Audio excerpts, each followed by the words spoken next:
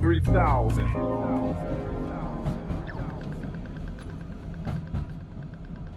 What is doing? My name's Maloney. This is the 3000 podcast. I'm joined today by Tony Mantz, a.k.a. Jack the Bear. Thanks for coming. Thanks for having me, mate. No worries. You've made it quite a trek to get down here from the surf coast. I appreciate it.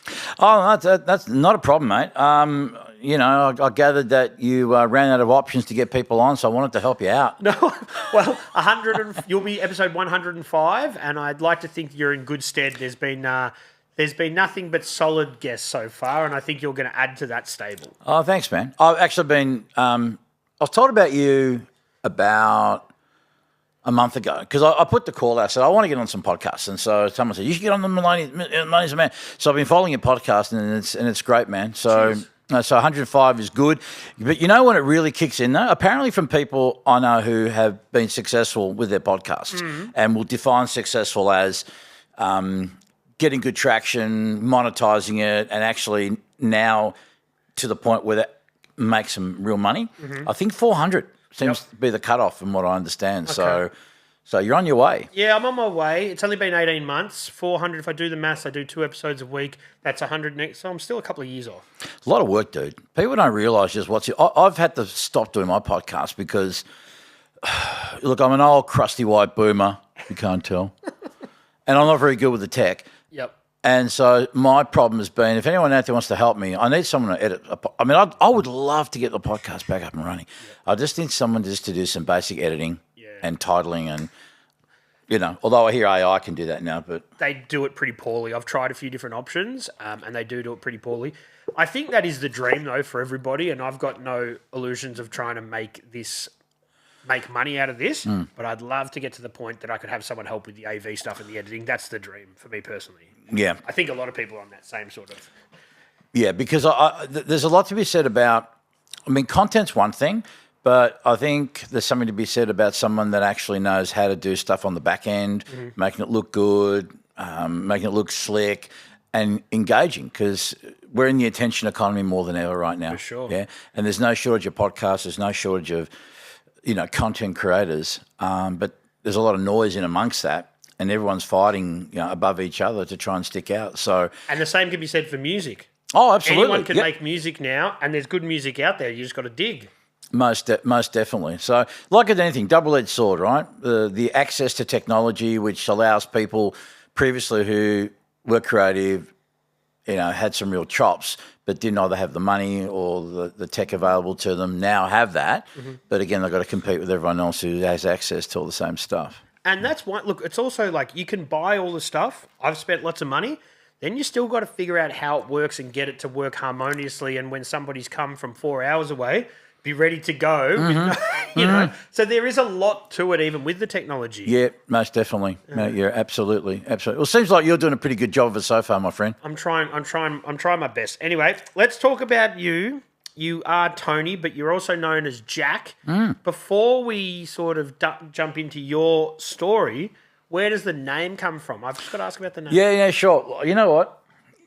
If I was given $1, I know it sounds cliche, give me $1 for every time I've asked this, was asked this, I'd be, I'm not going to say rich, but... We'll get it out of the way early. But no, that's fine.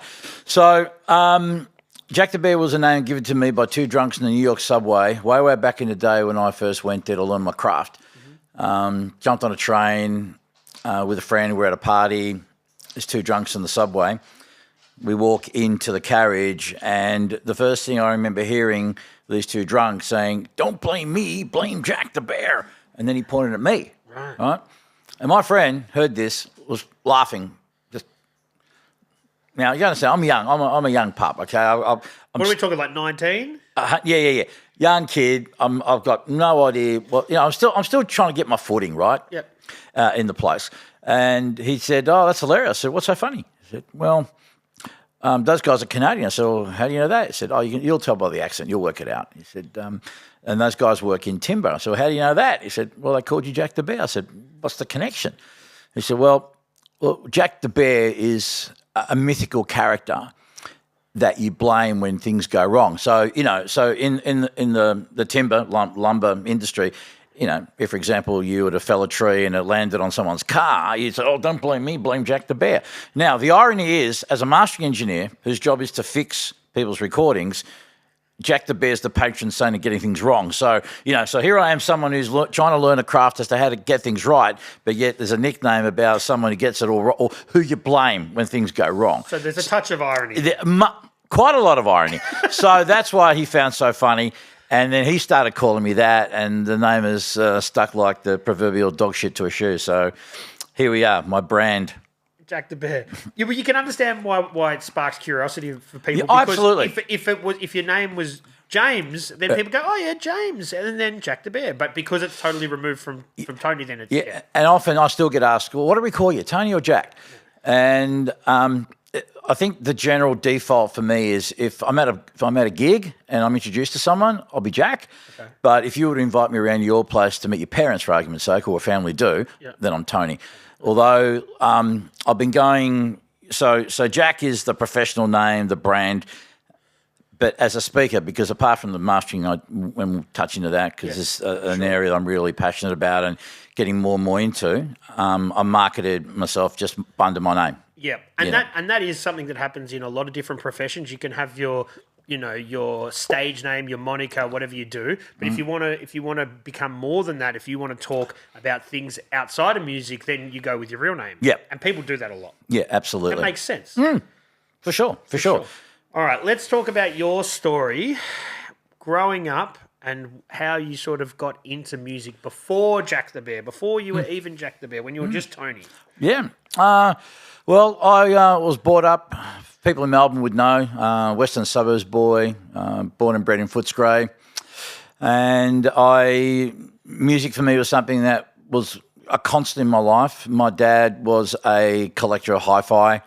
He knew some merchants. So way back in the day, we're talking late 60s, early 70s, we were pretty behind in terms of what was available, what you could get, whereas, people were going to Japan and Singapore. That's where everything was made in Japan then. And available. And the stuff, a lot of stuff that was out over there, you wouldn't get over here. So my dad knew a merchant seaman, and he'd, every time he came to Melbourne, he'd always bring something back for my dad, or my dad said, if you find something really, really mad. So my dad had his collection of reel-to-reel machines and amps and speakers and all kinds of stuff. He was a great collector. And what used to come along with those bits of gear were just, as Asia was notorious for bootlegs, all these reel-to-reels of just, and I distinctly remember the very first tape I thread up on a machine was, one side was Pet Sounds by the Beach Boys, which really was the first time I heard music. I was mesmerised. You understand? I was 8 years old. That was groundbreaking. Oh, it was, right?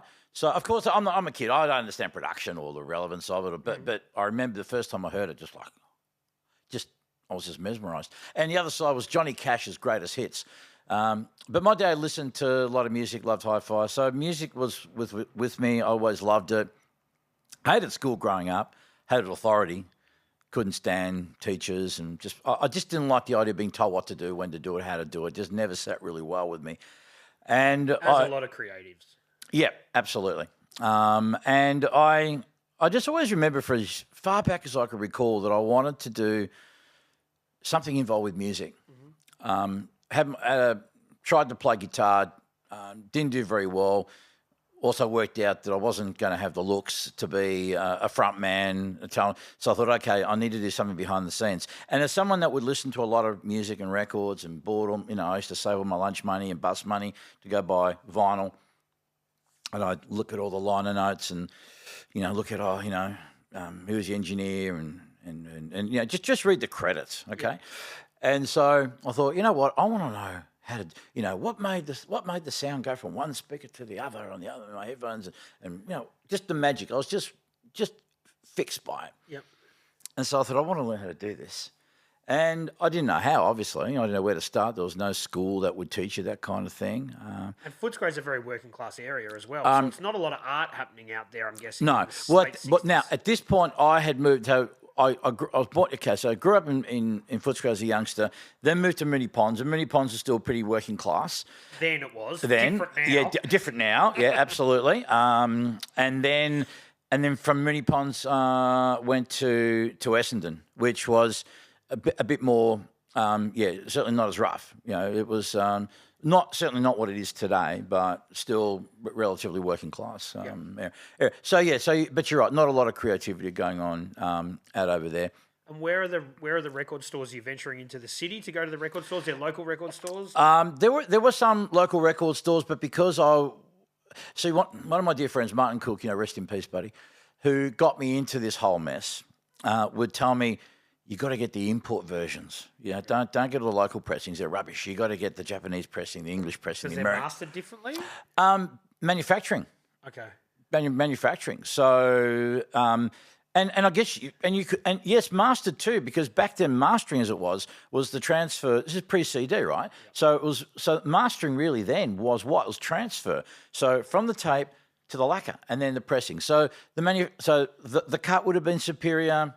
The manufacturing process would have been better vinyl, better packaging. Everything was just better. The weight of the vinyl would have been better because they didn't want to ship it to Australia. They would have, Well, I don't even know if it was even that as much as it was. They just had a higher quality control and higher standard, and that's just how they rolled over there. And I guess they had to, So, and of course, the records here those records were more expensive. Local record companies frowned upon people getting, because again, they wanted their territory to get the sales of their product that was manufactured in their plants.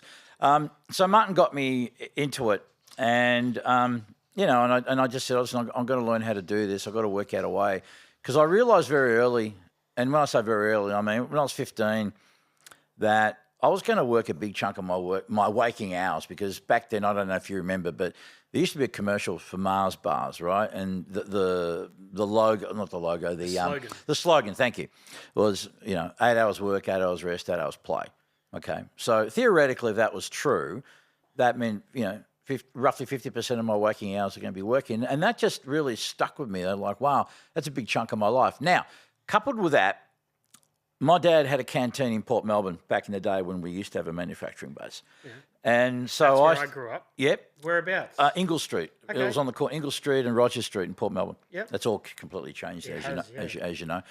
So the old boy used to make me work all my school holidays, which I'm grateful for now because it's still good work ethic in me. Mm-hmm. And I always remembered seeing people just coming in. We'd be there at 4:30 in the morning to get ready for the 6 o'clock changeover so people that were clocking on for the morning shift and people that were knocking off from the night shift. Mm-hmm. So we'd have to get their donuts and coffee scrolls and coffees and toasted sandwiches and egg and bacon rolls ready and whatnot. But I always just remember the people just coming in just being miserable because they just hated their existence. Mm. Yeah. And it really made an impression on me, Maloney, because I saw that and I said to myself, and this is no judgment on those guys or anyone who works a factory job, but I didn't want to exist that way. I thought, I'm not going to do that. So I remember made a pact with myself at 15 years of age. Mm-hmm. Said, I'll not do a 9-to-5 job. I won't do a job I hate. I won't wear a collar and tie. And I'm just not going to work for the man. Yeah. I whatever it was I was going to do, I made sure that it wasn't. Now, having said that, I've had to wear a collar and tie along the way. I've had to work for the man along the way. I've had to do shit jobs I didn't like along the way. But it was about not so much doing those things, but being stuck in doing those things. If there are means to an end, it's different. Precisely. And everything was just a stepping stone for me. Yeah. So yeah, man, finished high school and told my dad I was going to take a year off before I was going to do uni. Now, my dad was a real smart guy, came from a very distinguished line of academics. He was the only one that didn't make it through to academia just through life circumstances. But my dad thought, okay, well, I didn't do it, but you'll do it for me. Mm. And we were always at loggerheads, okay? My dad wanted me to be academic. Now, he meant well, because my dad's thinking, we used to say, what? Music's not a job. That's not a real job. Mm-hmm. So get your law degree, make some money, have a good job, and then you can afford money to buy all the records you want and all the stereos you want. What he didn't understand, for me, it wasn't about the accumulation of more records or stereo equipment. It was more about, I wanted to know how to make, how do you make this stuff? How does this all work? Yeah. That was where it was at for me. That's what I wanted to learn, which he couldn't understand. He just thought music was a dead-end career. It was just going to be sex, drugs, and rock and roll, which he was right. But he just thought it was not a good option for as a career was concerned. For sure. And so my dad didn't speak to me for many, many years after So it was, I packed my things with what little I had, with my mother's help and blessing. Thank you, Mum. She was the only person growing up that really believed and supported in me. Again, my dear old mum, she had no idea about music or production, or all she knew was that this is what made me happy, and that's all she'd say. She said, "Look, I don't understand what this is, son. All I know is that it lights you up, and you owe it to yourself to go and do it, and I will help you, and I will support you, and I'll back you up, and I'll speak to your dad, and bless her heart. She was just, I don't know where I would have. I don't know if I would have had enough courage to do it if it wasn't for her. But I'll tell you, what really got me over the line, Maloney? I'll tell you the story. True story. This is what really gave me that final push to go. So in 1979, now there was a venue called the Palace in St Kilda, which has burnt down since then. I'm familiar with it. Yeah. So being underage, as most of us did back in the day, went off to see some bands, as you do, and I ran into a guy called Carl Van Est, who was a radio announcer on what was Eon FM back then, a legend in the radio world, and I recognised him, and I was Captain Carl. This is Captain Carl. So I go up to Carl. Now Carl, we could say at the time, was somewhat, let's just say, overly refreshed, for lack of a better term, overly refreshed. So Carl was, Carl was kind of like, in his own world. I went up to him and I said, "Captain Carl?" He said, "Yes. What's your name, young man?" I said, "A young man, I said, "Oh, my name's Tony." He goes, "God, Carl, good to meet you, Tony." He goes, "So what do you do, Tony?" I said, "I'm in school. But I want to get into music and I want to become a producer because I love being a producer. But I'm trying to work out whether I do it here or whether I go to America because all the records I listen to and like are all done in America, mainly New York." He said, "I'll just go to America." So this flippant comment from Carl, right? Not realising that because Carl said it, that's it, I'm going. Yeah. And so I went. I was off like a shot, He held his opinion that high. Yeah, but, I did because to me, again, you got to think, I'm a fan of music. This is a guy that I listened to on the radio and, for lack of a better term, did idolise him, so I respected him. Now, I wasn't thinking the fact that he was soft guts or whatever. that didn't factor into it. Overly refreshed. Yeah, overly refreshed. Yeah, exactly. But the fact that he said that to me was enough. Yep. Because I thought, now this is coming from, in my eyes, authority. This is authority. Yep. This is now.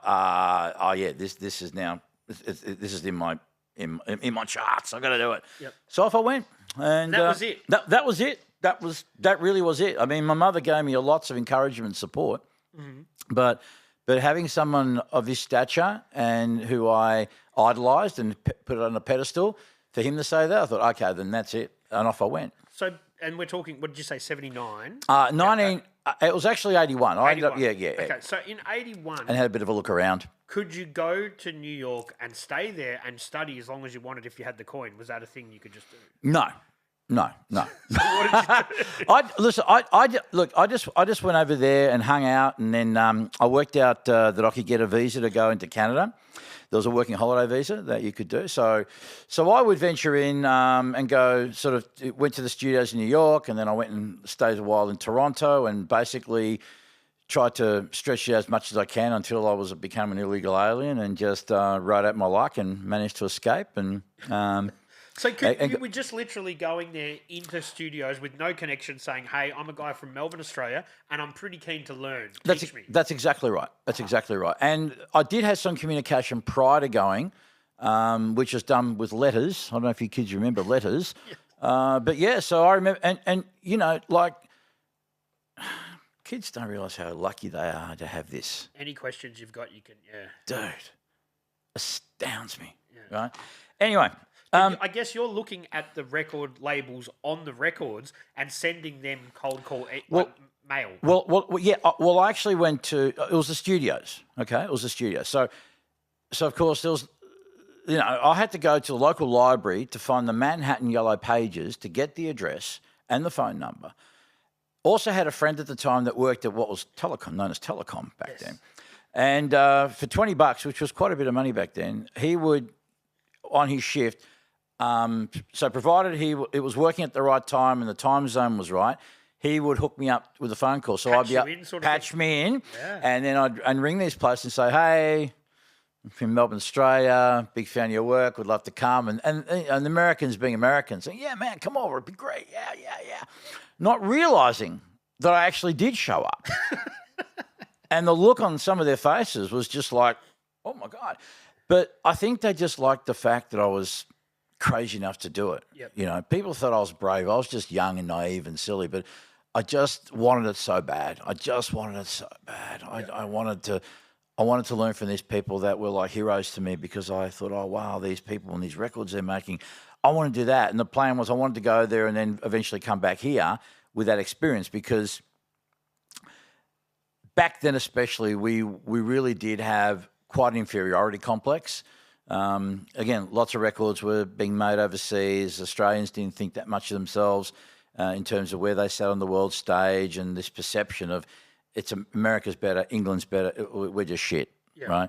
And so I thought, okay, well, if I go over there and I get some experience and I rack up, some few credits, Instant credibility. Well, it should do. It should do, and it kind of worked, but not entirely. But it certainly didn't hurt me. There's no doubt about it. When you got there, and did they say, okay, so what do you know? And you're like, well, not much. They knew I knew nothing. 'Cause, I mean, I didn't go there pretending that I knew what was going on. I think they were just impressed by the fact that I was so passionate that I was prepared to just go over there with no money. You're all in. Oh, absolutely. Yeah. And I think Americans really love that kind of thing, and they're prepared to back me. Yeah. And so I was very, very fortunate as a youngster that I had these people that were, top shelf engineers who really liked me. And being Australian also was quite a thing at the time. Yep. So there was a novelty factor. So I think they just liked hearing me speak, because they just would make fun of the accent and the expressions. And early 80s, like Crocodile Dundee. Yeah, like, this is before Crocodile Dundee.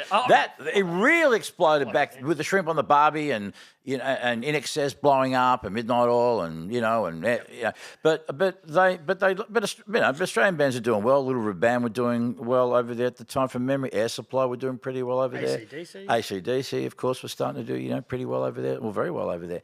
So they just loved the novelty factor of having a young Australian bloke, and I think they respected my tenacity and my passion and my drive. Yep. And so they took me under their wing, and they gave me so much support. It was just unbelievable. And this is why today I do so much mentoring and have done, because, again, another promise I made to myself as a youngster is I was just so grateful for their encouragement and their support, that I said, one day if I ever get to do something like this, I'm going to make sure that I'm going to help a kid out too. Awesome. And when you say they, you're talking about a specific studio, you're talking about a specific person, a group of people? Who is it? Oh, just a group of people, because I never landed a job as such. Yep. I never became an in-house assist engineer. I was a bloke that got to hang out at lots of different studios, meet lots of different people, had to do lots of other jobs to keep myself alive, and I just learned by observing. And I just got to a point where when I came back to Australia in '91. So you stayed there for that long? Yeah. I had to come back to get visa extensions and stuff like that. But and I went into Europe for a little while. So basically I came back full time in 1991. So that's the best part of 10 years. Yeah, I've been there, but as I said, travelling around and pretty much living out of a proverbial suitcase. So. Yeah. But part of that 10 years, you couldn't just be an unpaid intern the whole time. You must have started getting some paid gigs along the line. A few little ones here and there. Just as a casual. I never held a full-time gig. Right. And is that how it worked then? You did work for the studio.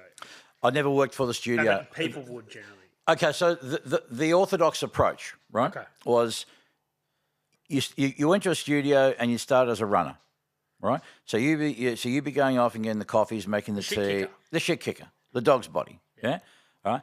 And then if they liked you and thought you were, reliable and you were happy doing your, 18 hours a day and 6 days a week or 7 days a week, because it was hard going, and again, because 400 other people outside waiting to sell them souls just to get into clean. You've got the foot in the door, so you just got to do it. You know, and it was the character building as they tried to define it as. So you did that, and then after a period of time, you then would become an assistant engineer, and you'd be doing that for a number of years, and then maybe you might become the in-house guy, or then you get enough experience, and then you just freelance and you go off into the in the wild blue yonder and be a hired gun. Yeah. And that was typically what would happen. I never went through that process. I was a guy that went to lots of different studios, who got to learn from lots of different engineers, primarily equipment. Primarily, got hands on after hours. I learned that would be the pay, if you want to call it that. That after the session was done, they kind of just let me loose and just let me have a bit of a muck around and learn a few things. And so I was taught by them, but I was also self-taught as well. And so I'd be able to say, well, what do you do when you do that, and what happens when you do that? And so by the time I got back, I accumulated enough knowledge to kind of get up and running on my own and have a bit of a clue. Yeah, and I'm guessing the Australian industry takes you pretty seriously because you've spent the best part of 10 years in Europe and in the US learning from the masters of it. So you come back here, it's instant validation? Well, yes and no. Again, because I wasn't a full-time engineer, and because I hadn't had any credits of my own under my belt as such, right? But I did have the experience of just having been around these people and knowing these people and being in amongst these studios and having the exposure, if you will, and seeing it firsthand as to what goes on. Yeah. So 91, you get back to Australia. Yep. Back to Melbourne. Yep. And then where do you think I'm all in music now? Oh yeah, absolutely. I was absolutely all in. And I knew I wanted to do the mastering side of things. Even though I started out wanting to be a record producer, mastering is something that found me. Mm-hmm. Again, go to New York, meet a guy, mastering engineer. Had no idea what it was, like so many other people, because very rarely on record, if you go through your through 70s records, very very rarely you'll get a mastering credit. It was always the producer, the engineer, the mix engineer, blah blah blah. And so, and because I did DJ as a youngster, again, DJing is in not the way people think of DJing today. I mean, mobile DJing. So 2 turntables, just playing records, just crossfading, nothing fancy, just parties and whatnot. And it's kind of how I made extra money to buy more records with. Anyway, so American guy, from Australia, yeah. Well, what did you do over there? I said, well, I went to school and I did a bit of DJing. Oh, you're a DJ. Oh, wow. What are you here for? I said, I want to be a record producer. I said, oh, wow. So how would you like to know how to make your own records? I said, hey, well, what's that about? What do you mean? Make your own records? How? I said, mastering. I'm a mastering engineer. What's that? He goes, well, I'm going to come check it out. Sure. So head off, have a look, and the first thing that appealed to me when I looked at mastering Maloney was the speed of the process. Uh-huh. This whole thing of like, here's a tape, thread the tape, line it up, set it up, play in real time, you cut the lacquer, boom, done. And what really was appealing about that was the fact that, there's a turnover of work, turnover of jobs, which meant that, and as someone that grew up listening to lots of different styles of music, I grew up with my dad's, collection of music and had older friends as a teenager who, much older music and stuff, more eclectic taste, if you will. Mm-hmm. I thought, great. So we get to listen to a greater variety of music, and even if you didn't like what you were working on for a few hours, you probably like the next record, as opposed to the mixing world where you could be on a project for weeks. Just doing drums for days or something. Exactly. Do your own head and you're like, yeah. Now, the kicker was, because, he said, what do you want to do? Like, what do you want to do? I said, well, this is what I want to do. He said, well, look, there's 1 million people who want to get into these studios. And, you can make a career for yourself and you know roughly what the timeline is and how it would probably work. Or you could come and do this and you could be up and running really quickly because there's no prestige and profile in this part of the industry. Yeah, it's not the glamorous spot. No. And so, people are required to master these records. So someone's got to do it. Mm. So I just took a pragmatic decision. I thought, you know what, this makes a lot of sense. I never got into this because I wanted to be a rock star. I got into this because I wanted, going back to the original premise, if I'm going to spend 50% theoretical of my waking hours working, I better find something I like to do. And this to me just sounded like, wow, this is the dream. And that's why I just said, okay, I'm going to put my energy and my focus on this. So coming back to Melbourne, this is when desktop digital audio was starting to become a thing. Yep. And coming back to Melbourne, there were no real people with, what was Sound Tools, which eventually became Pro Tools, which became Sound Designer. Anyway, but it was DigiDesign's first digital audio desktop recording and editing solution. Okay, early 90s. Early 90s, right? So I said, okay, I've got to find out who the distributor is in Australia. And I went and I met these people. I said, hey, how you going? Just come back from overseas. I would really love to get my hands on one of these. I got no money, but I know so and so and so and so and so. They went off and made their calls, and so I just made an effort to go and just build a relationship with these people, right? And I remember a great mentor of mine said to me, "You don't need money; you need a better strategy." And so I had to put together a strategy to work out how can I get my hands on one of these units without coming up with the capital. And so Rob Stoles was the guy that owned this company. It was called ISMT. I said, look, Rob, you know me. You got a bit of idea of my background. I'd love to get my hands on one of these. You need to get them out in the field. How would you feel if you were to give me one on credit and you could send people around to the studio so that I can actually show them what it does? Good angle. And then maybe I'll get a commission on some of the sales, and we'll work out a plan, and if I can start making some money with it and maybe make a bit of commission. And that's how I basically paid off my very first system. Wow. Right?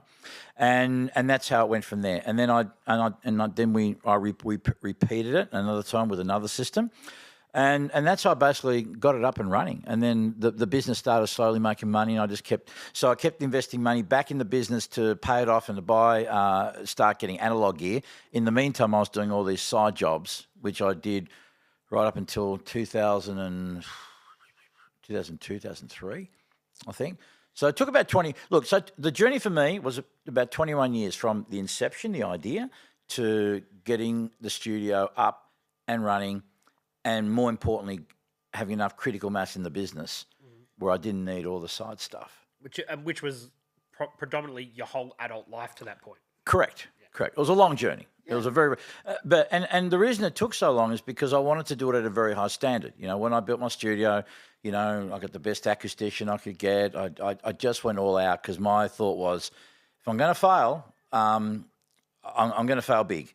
And I don't want to die wondering. I could have taken the easy option and done it cheaper and probably would have been a bit more profitable, but I just always wanted to do it at a very high standard because, again, I was inspired by the New York studios that I hung out in. I said, I want to bring a slice of New York to Melbourne. Yep. In terms of its look, its aesthetic, its performance, standard of rude performance, of quality of service, all that kind of stuff, Yep. Because over there, they operate on a much higher level. And some of the best lessons I learned over there wasn't just the technical aspects of doing things, but it was about service, understanding that mastering was first and foremost a service industry, and understanding also about building relationships, fostering relationships, maintaining relationships, which I still think is the most important thing that you need to have right. In any business. In any business and in life in general. Understand, how to connect with people. And I tell kids this: we live in the relationship economy, and the currency of the economy is trust, and trust is something that you earn. Yep. Okay, so once you can earn trust with people by being of service, being there to contribute, being there to solve people's problems, being there to help them, and work out, what can I do? How can I help? Rather than, again, I see.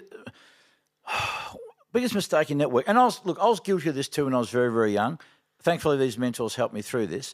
But people network to try and get something. They'll go to a gig, they want to meet someone. Why? Because they want, hey, look at me.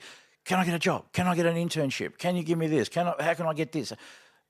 And people who are in, let's just say, positions of authority or are where you are, they see it coming a mile off. No matter how, you can't bullshit a bullshit. Got to be authentic. Yeah.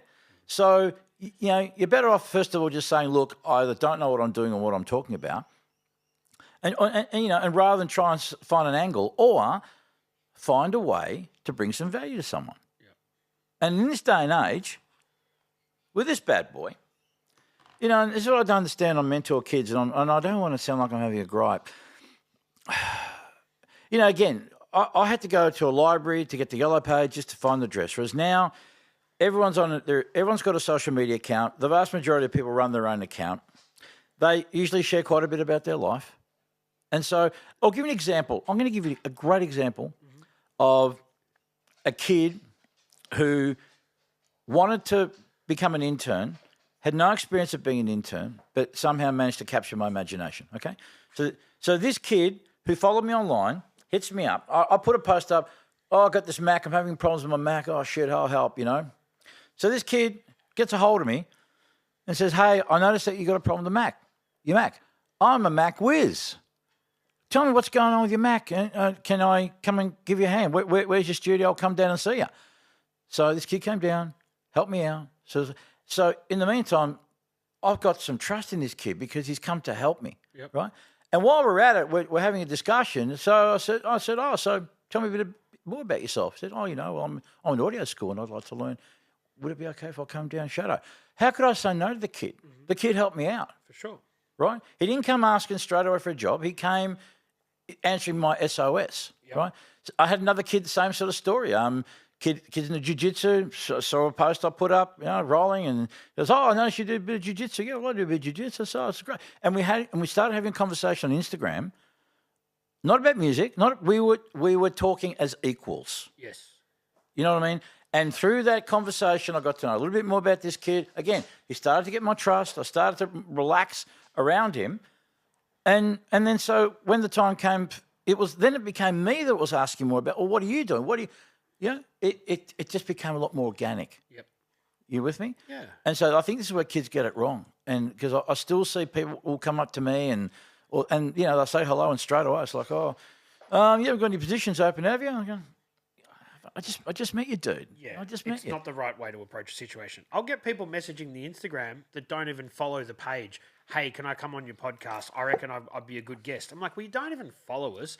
You haven't obviously contributed anything, and you're just going to jump in and ask to do that? Like, exactly. It's not the right way to approach things. No, absolutely. And so, again, find out ways, and that goes with any kind of relationship, man. I mean, why do you want to be involved with anyone? I mean, come because you got something to bring. Mm-hmm. Come because you want to contribute. Come because you want to add some kind of value. That's how you're going to get people's trust, and that's how you're going to be able to foster these relationships and have something that's actually meaningful. Yeah. But it's got to come from a genuine sort of spot. And I think a lot of people go out and network and they're doing it because they're like, I'm told, I read a book, or my mentor told me to network. The best networking happens when you don't mean to, just because you're an interested person. Yeah. And isn't it interesting how in this world today, more than ever, we crave authority. We want authority. And yet we live in probably the most inauthentic space with social media especially. And I think even pre-social media, I think again, what's our greatest fear, Maloney? We're not enough. Mm-hmm. We're not enough. And so we think we have to be. And I'm just as guilty of this as anyone. I think everyone is, yeah. Yeah. And it took me a very long time to be okay within myself and allow myself to be open and be authentic. And authenticity is binary. Mm-hmm. You either are or you're not. There's no, I'm trying to be authentic, because even by trying to be authentic, by virtue, you're being inauthentic. Yes. Right? You just are. And for many of us, we struggle with just trying to be ourselves because fear of how we're going to look, fear of embarrassment, fear of not meeting up to the Joneses standard, and all this kind of stuff. And it's conditioning. I completely get it. I don't judge anyone for being that way. I understand it because I've been there myself. But once you get over that and you learn to be okay within your own skin and understand that you are not perfect and you got your flaws and you're still the proverbial work in progress, people appreciate that. Even your flaws. There's something to be said about this. A certain charm in people who are honest enough to say, look, I really don't know what I'm doing. I really don't know what I'm talking about. That honesty that comes through is endearing. Yep. And makes you want to connect them, and you want to just give them a hug and go, it's okay, mate, it's fine, you know? And that's exactly it. I think everybody would like someone who's slightly vulnerable because that's a lot more endearing than somebody who thinks that they, or pretend that they know it all and have everything, because that's just a facade. Absolutely. The most confident people are just genuinely confident. The people that push this confident persona, it's kind of bullshit. Yeah. Most of the time. Most of the time. Well, always exceptions, I know. But for the most part, you're absolutely right. So when it comes back to the networking thing, the best advice I can give anyone is, if there's anyone that you particularly want to connect with, do a little bit of homework on them. Don't have to stalk them. But again, maybe you'll find something about this person that you genuinely can help them out with or connect with them on, you know, and just be honest about your intentions. Yeah. Just do so. Hey, you know, I'm so-and-so. I don't know much about this, but I have been following you, and don't start with I think you're amazing. Oh, this record you did was just, changed my life. And look, maybe it did, but again, I get that sometimes from people as well. And again, you can sense it, when it's bullshit. The thing is with that is, if somebody comes in with, I'm a huge fan, I love what you're doing, they've already pulled themselves down as not equal. So if you're coming into someone's life, you should come in as an equal. Hey, mate, how you going? Blah, blah, blah. Like this. If you say, I'm a big fan, and then they're already going, well, you're in that box with the rest of the fans. Yeah. And understand that the people that you're supposed to look up to are just normal people. We're just, regular, normal people. And we want to be treated as such. Character's who you are. Reputation is what people think you are. And we don't want to be treated as by the reputation or whatever. Now, of course, it's nice when people say nice things and they're high in their praise. It's lovely. But again, if you think about your peer group that you hang out with, you guys don't sit there and, chop up in that way. Oh, you're just amazing. You're incredible. You'll give each other respect, and but you don't treat each other that way. It's not. If anything, you're probably going to sum each other up and bail people up if they're not doing the right thing. There's a certain honesty that goes to that communication. So because, like you said, you're all on an equal footing. So don't put people up on a pedestal. Understand that they are not their job. They are not their title. They're just as human as you are. They've had their own journey to go through. They've got their own insecurities and frailties and flaws like you do. They just happen to be doing something that you want to be doing, or involved in something that you want to be involved with. And they had to go through their own journey and process to get there. And also, they are normal people who might be having a good day or might be having a bad day. There's some people I've reached out to on this platform and they have agreed, and then they've gone, oh man, you got me on a good day. I wouldn't have done it before. Or you might reach out to someone and they give you nothing because that's just them having a bad day and they're fucking busy. Yep, no, absolutely. And never to take it personally. I used to be terrible at rejection. And again, because I bought the story that I wasn't good enough, and see, there you go. There's evidence to support my contention. Yep. That I'm not a good person, I'm not a bad person, I'm a fraud, I'm a this, I'm a that. But that's healthy to an extent as well, because if you come in thinking that you know everything, then you're never going to want to grow. So that is, it's a spectrum. No, you don't want to be underselling yourself, but also you don't want to be overconfident, because then you're never going to grow. Yeah, no, most definitely. And look, the way I view rejection now is it's just something that's going to happen. It's an inevitability. And to understand that it's part of the, but also, again, maybe you asked the wrong question, or maybe you spoke to the wrong person. Again, it's not about you. It's not the most important thing when being rejected is to understand that it's not personal, and it's not necessarily about you per se. You're not there's other factors at play that you hadn't taken into consideration. And you know what? You need to have a bit of resolve. You need to have a bit of a thick skin. Because even the people at the top of the tree, they have their bad days, and they have their moments when they get overlooked for jobs and they want to put work in a particular art. Even I'm talking about the guys at the top tier. Yeah. That will have their days. And I remember having talks with mentors of mine who are these top dogs who would tell me, I'd be bummed out. I was overlooked for this gig. And I'd say, oh, man, how many times this happened to me? Like, yeah, it sucks.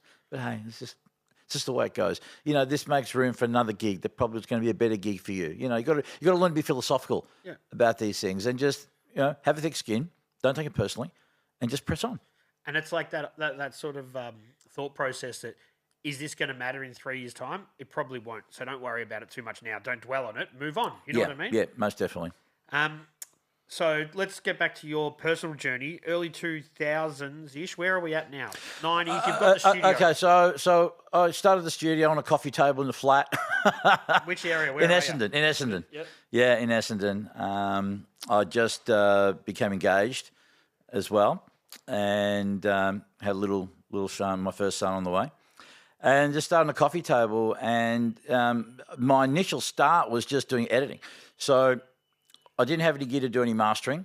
Most of the mastering in Melbourne at that time was being done predominantly at 301 or Festival in Sydney, or overseas. It just went overseas. It was just the way. That was just the way it went. But stuff was recorded here. A lot of stuff was recorded here, mixed here, and quite often by overseas people too. Big records with budgets, they'd always get overseas talent because, again, selling point for the record. That's just the way it was. Not to say there weren't successful local engineers doing well, but the big records, the ones that really mattered, for the most part, were done by overseas people who in turn would have used their guy overseas or whatnot. So, but where I found the niche for myself was predominantly in the digital editing. So everything back then, the format was DAT tape, and you couldn't splice a DAT, right? You had to do it all in the digital domain. And so I was one of two guys in Melbourne at the time who had this rig, who was able to edit two functions predominantly. One, to take songs that I could then make radio edits from, and the other one was to compile records. So they would have all these different mixes from different DATs. Then I would make a compilation of these DATs into the order onto one DAT, and then that would go off to get mastered wherever it was going to go and get done. So again, heaps of work to be doing that, and that's basically what kept things going for quite some time until I was paying off the gear. And then I thought, okay, I want to get into this mastering caper. I want my slice of the pie. And just started buying gear slowly but surely, accumulating equipment. Moved out of the lounge room?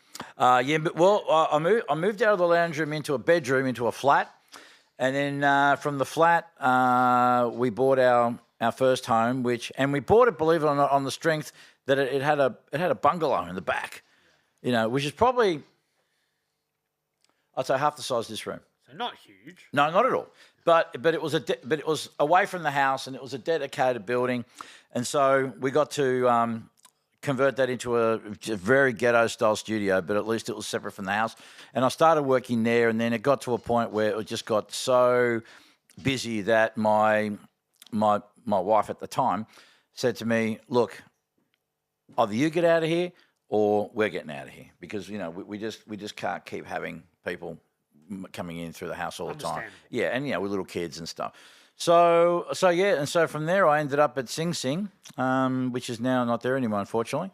And they had a mastering room. I heard they had a space. I went and said, "Hey, I heard you got a space. I'm looking for a space." And they said, "Well, we've already got a mastering room set up. It's being underutilized. How would you like to use that space?" And it was perfect. So I just wheeled all my stuff in there and started building clientele. And that's being at Sing Sing it was 2000 till early 2006. That's where my career really started to take off, because being in that building, they had so many studios and so many internationals going there. I got to meet people all the time, A&R people, producers from overseas. So I'd be able to go press the flesh, let them know, let it be known, "Hey, I'm here. Can I do anything for you? Can I, you want me to master a track? You want to come and listen to your mix, see how it sits?" So again, trying to add the value to these people, trying to develop relationships with people, which then, opened up opportunities for me. And again, there was just something about being at Sing Sing, because it was, certainly for Melbourne, the biggest show in town, the best show in town, and credibility. And again, perception, how it works with people. They just by the fact I was there, even though I hadn't had big hit records under my belt, I had some things that had been on Triple J and stuff that was doing pretty well in the clubs, but nothing in terms of the really mainstream. So being there gave me a sense of credibility, and just had to take all the opportunities, and all of a sudden, things start to grow from there. So yeah. I really have them to thank for my career. That was that period of time when things really started to go for me. And then I guess it's a bit of a thankless task as well, because people are giving you the edits, the mixes, and you have to just do what you can. So if they have mixed it poorly, you can't master it amazing. No, well, you wouldn't want to master it. I mean, you just wouldn't. And any mastering engineer worth their salt wouldn't do it. So you just say it's too hard basket, the mix is poor. Not quite. So let me explain my approach to it. Okay. And again, this is something I learned from colleagues overseas. So let's just say someone today sends me a track, I'll have a listen to it, and it's just not quite there. I would just tell them, hey, listen, I've had a listen. I don't believe that I can give you some value on this. Now, some other engineer may be able to take it and subjectively make an improvement to it. But the question I need to ask myself is not so much can I make a difference or an improvement, but is that improvement enough that will justify my existence in the project and your spend? Okay? So when people understand that you're on their side and you're caring about them and it's about you looking after them and invested in them, then people start to want to listen to you, right? And then it's a case of, hey, would you be open to some constructive feedback, right? So as an example, your kick drum's too big in this track. Your vocal's a bit too loud.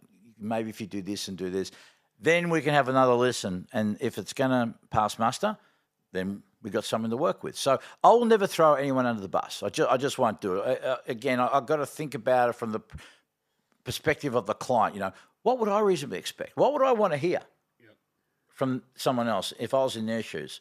Okay, and again, this is the American thing that was really drilled into me. This whole idea of service and relationship building, right? And putting all your focus and energy there. And even if you don't get the gig, it doesn't matter because you've still given that person a positive experience. And the amount of times, Maloney, I've lost count, the times I've had people hit me up and they would say, hey, I don't know if you remember us. We sent you a track. It wasn't good enough. And you were right. But now we got a better mix, or now we got a budget, or so-and-so told us about you.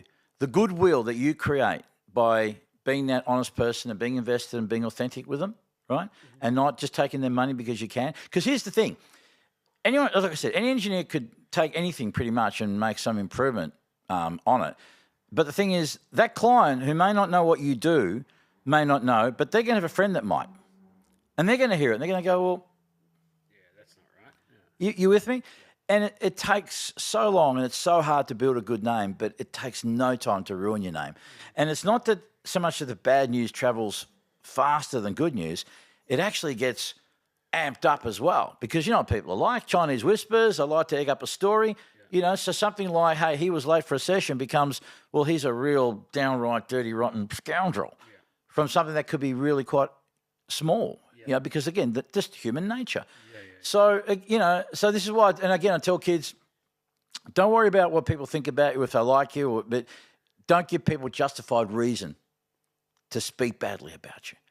Because then if people are saying, well, Jack is not very good or Jack's, whatever, and they've got some evidence, well, that's on me.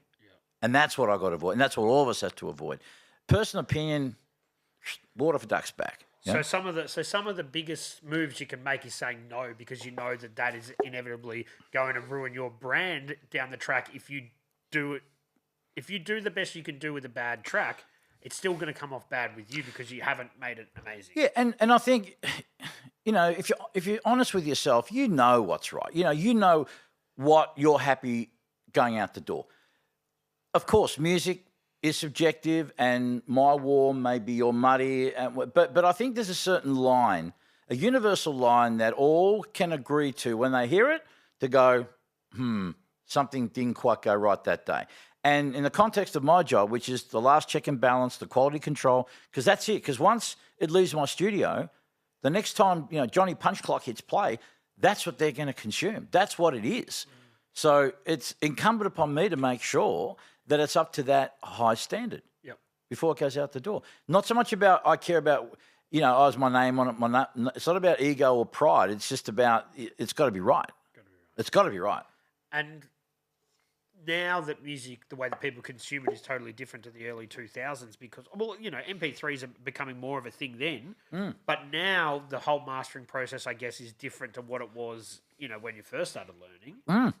Because absolutely. you've got the way people consume music's different. Well, it's and well, not just that, but even the process. So if we go back historically, mastering engineers, I think, were even called balancing engineers, if memory serves me. So when I first saw it and got introduced to it, like I said, it was quarter-inch, half-inch reel of tape, and very little processing, a little bit of EQ, a little bit of leveling, not really much going on between that and then the final destination point. Whereas now, okay, we got the source material, which will be digital, and we got all these options for processing, all these plugins, all this great technology, and you can do some pretty crazy shit to music these days. So before it was more about a transfer.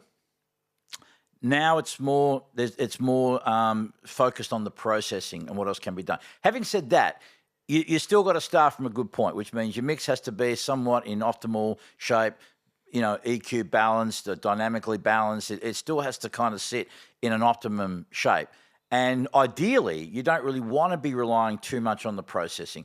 I've often told my clients, I frame pictures, I don't repaint them.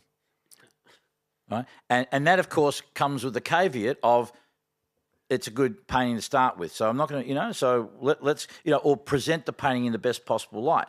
So that's what I do. So it has evolved. And I mean, and now we got stem mastering as the thing, which is kind of an in-between mixing and mastering, where you don't mix or you don't get all the individual tracks and start mucking around there, but you'll get 100 tracks and they'll be whittled down to 4 different subsections, and then you got those to work with, which is an interesting concept. Not my cup of tea, not my thing, but I'm not saying it isn't relevant. Again, this is all part of the evolution. And who's to say that 10 or 20 years from now, mixing and mastering just may become combined as one thing, and it'll become extremely specialised or a real niche kind of thing. So now with the popularization of vinyl, so a lot of people would be making music thinking, and they're making it all digitally, thinking this is just going to be digital. The stuff becomes successful. They go, all right, we're going to press this to vinyl. Then that's got to get mastered again for that sort of process as well. Ideally, yes. But when you say ideally, it doesn't happen all the time? No. And you'd be amazed how many records these days aren't necessarily done, and purely for economics. I mean, record companies are quite guilty of it, of not really doing it. It just comes down to economics, just about making more profit. Yeah. And then probably thinking that the punters don't know, wouldn't care that much. I mean, a lot of people. Do you know how many people buy vinyl don't even actually have a turntable? All the time. On all those Facebook groups, people are like, I'm selling this mint condition, never opened. I'm like, what are you buying it for? But I guess people needed something physical to say, I like this enough that I bought it. Yeah, absolutely. And so there's a lot of people that don't even play the vinyl; they just collect it. And look, again, I'm not having go at record companies, but I understand they're a business; they're there to make a profit. And so, very often I've had to have that discussion with a record company guy who's responsible for the project, because I've been doing quite a lot of 20th anniversaries, 25th anniversary reissues, red vinyl, blue vinyl, splatter. Yeah. And look, and all these things are done because, again, they see an opportunity to be able to make money off, kick the can a bit further down, and then by that time it's an older audience who are into the nostalgia trip. They probably have a bit more disposable income at that point as well, and think, oh wow, yeah, you know what? I used to have that copy. I haven't got it anymore. Great, I'll get a new one. So there is, I can see why they do it, and it's clever, and I'll get to do quite a few of those, which is great. But quite often they'll send me, here are the masters, and I'll go, well, where are the original ones before they were mastered? Well, we don't have them. It's like, or maybe we do have them, we know they are. Well, so wherever we can get the original DATs, tapes, whatever, that's where I want to work from, because to be true to the project, right? To do it with integrity, if you will. Yeah. The ideal scenario is, okay, let's go back to the OG mixes, and then we can do it properly, rather than try and get something that was done and work from there. It can be done. I've had to do it. Not ideal, but yeah, but that's kind of how it goes and what happens. So back on your personal journey, early 2000s, everything's going okay. You've had your family's growing, Then what happens? Okay, so I remember being about 2005, sitting in my accountant's office, and he's doing the tax, and business was going really well. And he said to me, "Do you realise with all this money that you're paying in rent, you could actually afford to buy your own. You could actually afford a mortgage and get your own building." Really? Go to a bank with these figures, no problem. No problem. Wow. Oh, gee, oh, wow. Oh. So now that was the moment where I said, now I can actually, because at the time I was at Sing Sing, things were going well there. It was fun. It was good. But I was still trying to create a name under a bigger umbrella. Yep. Okay. Even though I was known, I was still, Jack from who works out of Sing Sing, not me in my own right. But I wanted my own space because, being there, while it was great, and I'm so incredibly grateful for the opportunity that they gave me, because like I said, without them, I wouldn't have built the business. But I was still kind of hemmed in. I couldn't personalise, for example, the space with pictures of my kids, for example, or just kind of do those little things that because I was sharing the room with their in-house engineer, and there was lots of toing and froing and quite a bit of friction between he and I. And so, but once I was told that this can be done, so off I went to search. So it was like, okay, it's on. We're doing this, and took a punt, and took a while to find the right place, and found a building and the acoustician, and we built it, and we got it up and running. Interestingly, 23rd of April, which was the day my mother passed away, on that day, and she made me go in the studio that night. I went to see her, and she just made me promise that go. She said, "I know how much you wanted to. This is your dream. I never got to see it being built, but have my blessing. You go." So I did. And interestingly, that night, the first session I did was Jace from Beatheads. Yep. His very first compilation. Right. That night, we did that. Wow. We did that combination with Jace. It was really quite eerie. I remember just saying, "Oh, are you sure, man?" I said, "Yeah, look, my mum told me I need to honour that." So that was my first session. But I'm just so glad I got to do it because, like I said, it was my dream. I always wanted to build a studio of that calibre and just be able to do what I wanted to do and put up whatever posters I wanted and have the artists come in that you were interested in. Yeah, well, I think it was more a case of the artist interested in me. I don't think you ever I mean, you can always have artists that you want to work with, and I would court varying artists and labels that I particularly had an affinity with and want to work. But the reality is this: you don't have that luxury. You just can be grateful that it doesn't matter who works with you. You want to work with you. So often people say, "Well, who's the biggest record you work with, biggest artist?" And I don't stop and think about those things. I just think this way, and I tell them, that $100 that I earned from, whether it came from a big name artist or a big label or an independent, has the same buying power. I never went to a supermarket with $100 and they just said to me, "Excuse me, who did you work with?" Because you're not going to get any more money because you work with a big artist. You with me? So at the end of the day, it's the same result. And ultimately it comes down to this. Here's an opportunity to get to do something you love to do. So many people are out there doing jobs they hate, having lives that are miserable, right, just to get by. And I've been there. I've experienced that, weeks or months or whatever. But, when you stop and take an inventory of thinking about, wow, look at me. I'm doing something I love. May not necessarily be the music that I would listen to in my own free time or buy with my own disposable money, but I still get to do this. Yep. And it's something I love to do. And I get to do something on my terms, and I get to have some freedom, and I get to make the decisions and live life on my terms. These are things that money can't buy. Yeah, these are things that people would kill for.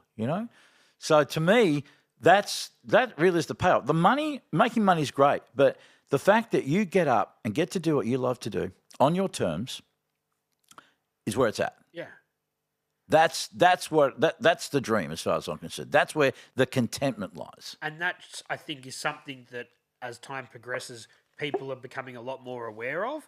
But musicians and artists in any capacity understood that a lot earlier than everyone else. Now we live in a day and age where kids grow up and they go, "I don't want to work a real job.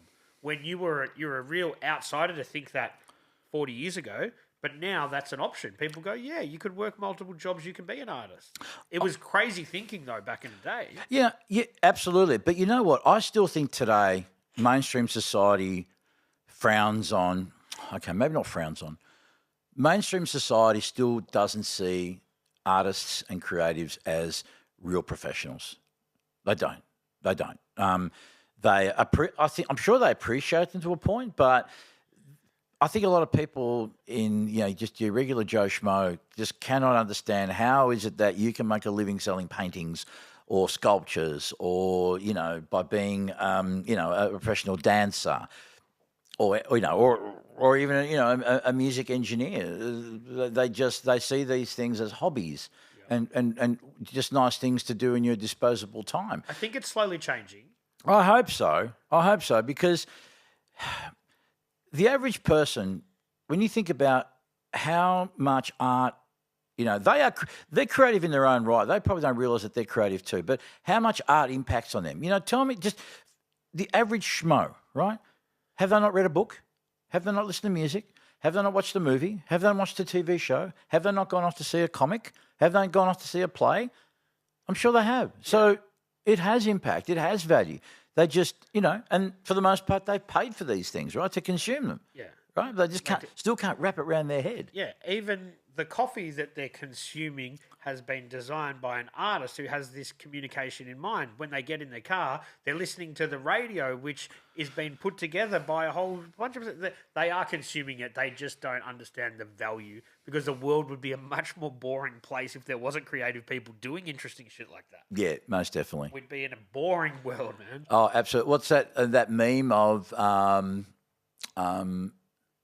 it's this meme where it says earth, so the word earth minus the word art equals E-H. So E-art-H. So it's an interesting kind of meme, but it's true. Yeah, without art, the world is just, earth is just, meh. Precisely. That's precisely. So with your musical endeavors, you're getting to work with a lot of different artists, like you said, that are approaching you, but also a lot of different genres as well. Because when Jace was in, he said that you kind of pushed him and said, "Man, you got to start listening to this other kind of music," which took him in a different direction as well. So you're really privy to a lot of different genres. Yeah. Look, I'm fortunate that I get to work with lots of different artists, and again, I don't think necessarily because of any particular grand plan or strategy. I guess I've been fortunate, but I worked out that in order for me to be a good engineer, I needed to have my head around lots of different styles of music. And growing up, as I mentioned to you before, I was fortunate that I got exposed to lots of different styles of music and appreciate lots of different styles of music. Now, over in America, what's interesting is that in America, you can be known for the guy for the... and I'll give you an example. The guy who mentored me, my main mentor, Rick Essig, was at Frankford Wayne Studios. It was known as the Black Man, colloquially known as the Black Man Studio, because it was predominantly hip hop, R&B, lots of dance, house music, all that kind of stuff. Now, Rick was my main dude. He was the guy that taught me how to cut a lacquer. He was the guy that really got me to get my head around anything that was beat driven. Basically, he really schooled me well. But he said to me, "Look, over here we can afford to, even if we do become pigeonholed, the market is big enough where you can, they say over there, the riches are in the niches, right? So you can become really specialised, but the market's big enough to support it.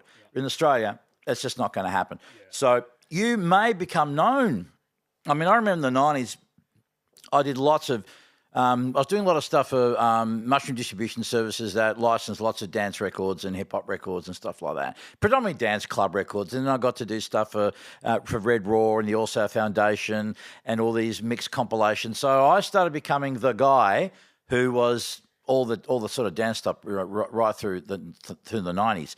But, of course, that could have potentially been dangerous for me because I could have been excluded because, he's really good, this guy, yeah, but he hasn't done anything in my style. I don't know anything he hasn't done. It's rock or that's blues, that's folk.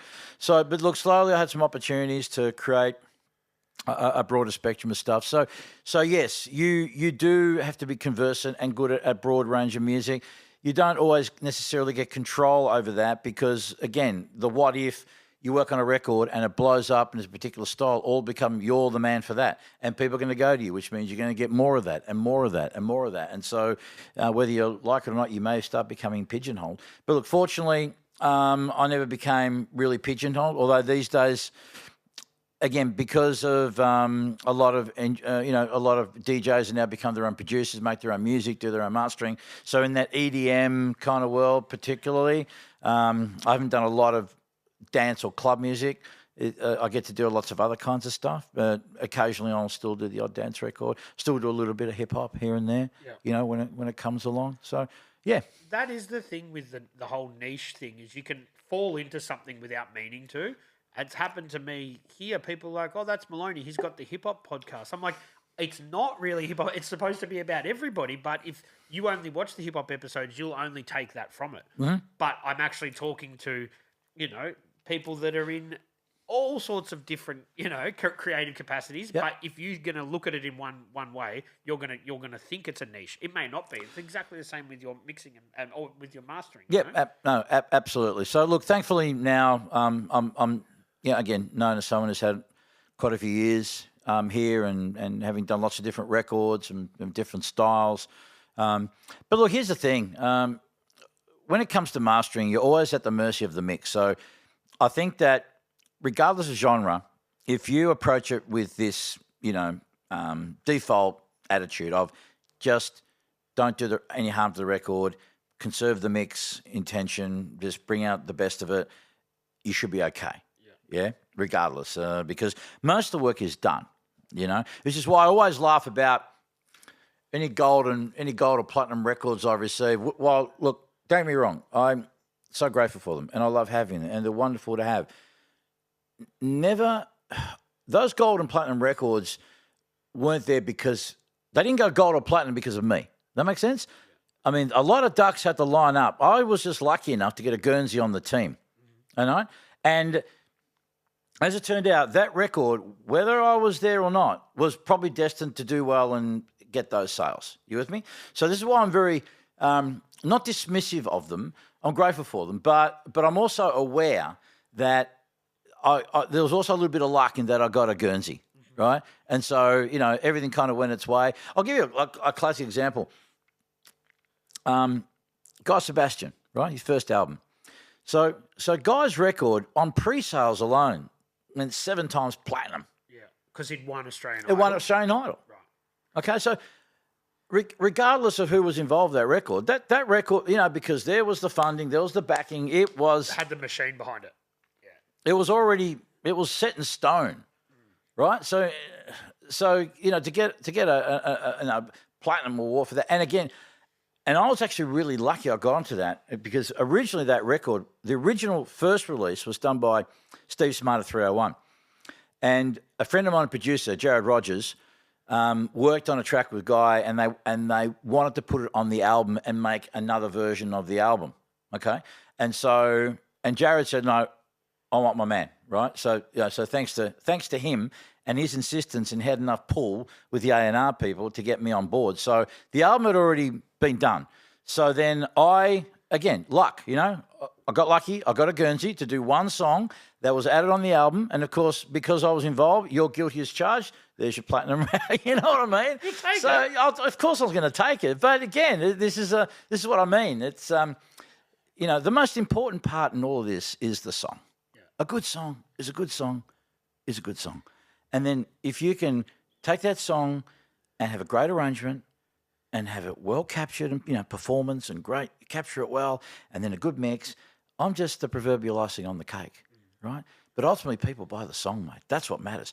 There's no record being anywhere on the planet that I know of that has a category said mastered by Jack the Bear. Doesn't exist. No one knows. No one cares, right? So, and that's fine. I got no issue. Like I said, I'm not here to be a rock star. I'm in this game because I just want to do something I love doing and I have a passion for, and that's it. And so to talk about that time, so like Guy Sebastian, I'm going to guess it's like 2006 or 7, something like that, maybe. Early actually. It was probably 2005, 4. Okay. So music is still being consumed physically then. Oh yeah, still And so there is, but it is changing. Yeah, there was file sharing was a thing. People LimeWire and Yep. and I think Napster. I think all that Napster controversy. So that changes the industry a lot. That certainly started. That was when it really started to change. That really started things off, and then slowly but surely, people realised, I don't have to pay for music, or I can get it for free. And then the iPod came along, and then people's listening habits changed because now people are curating their own playlist.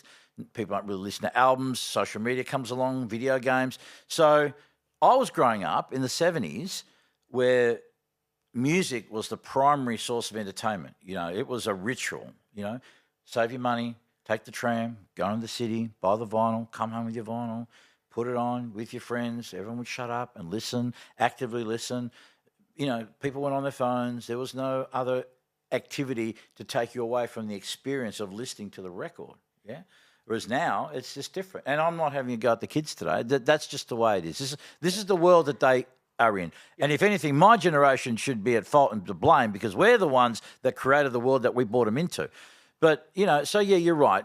Things consume. People weren't listening to hi-fis anymore. Portability. As I said, the iPod really was very disruptive and changed things. And yeah, because in the late 80s, early 90s, having a big hi-fi system was a thing that people spent a lot of money on and come and listen to this. We have the surround sound, blah, blah, blah. That in the 90s kind of just sort of disappeared. Yeah. And don't forget too, the 90s, because we had the recession we had to have. So a lot of people lost money. It was a tough time. I remember when I first came back in 1991, I had a cousin who, before we came back, and she said to me, I don't think it's a good idea to come back. Things are really tough. And I'll never forget, landing here and, going to Mooney Ponds and Puckle Street, which used to be a bustling, street. And every second shop, every third shop was for lease.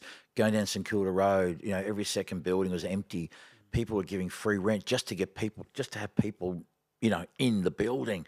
You could just fire a can, Chapel Street. I was just amazed just how desolate it was, But anyhow, we made it work. Most of those places, Chapel Street did bounce back into the late 90s, early 2000s. Sure. Was a happening place again. Different story now. Oh, yeah. For obvious sort of reasons. But yeah, things did bounce back.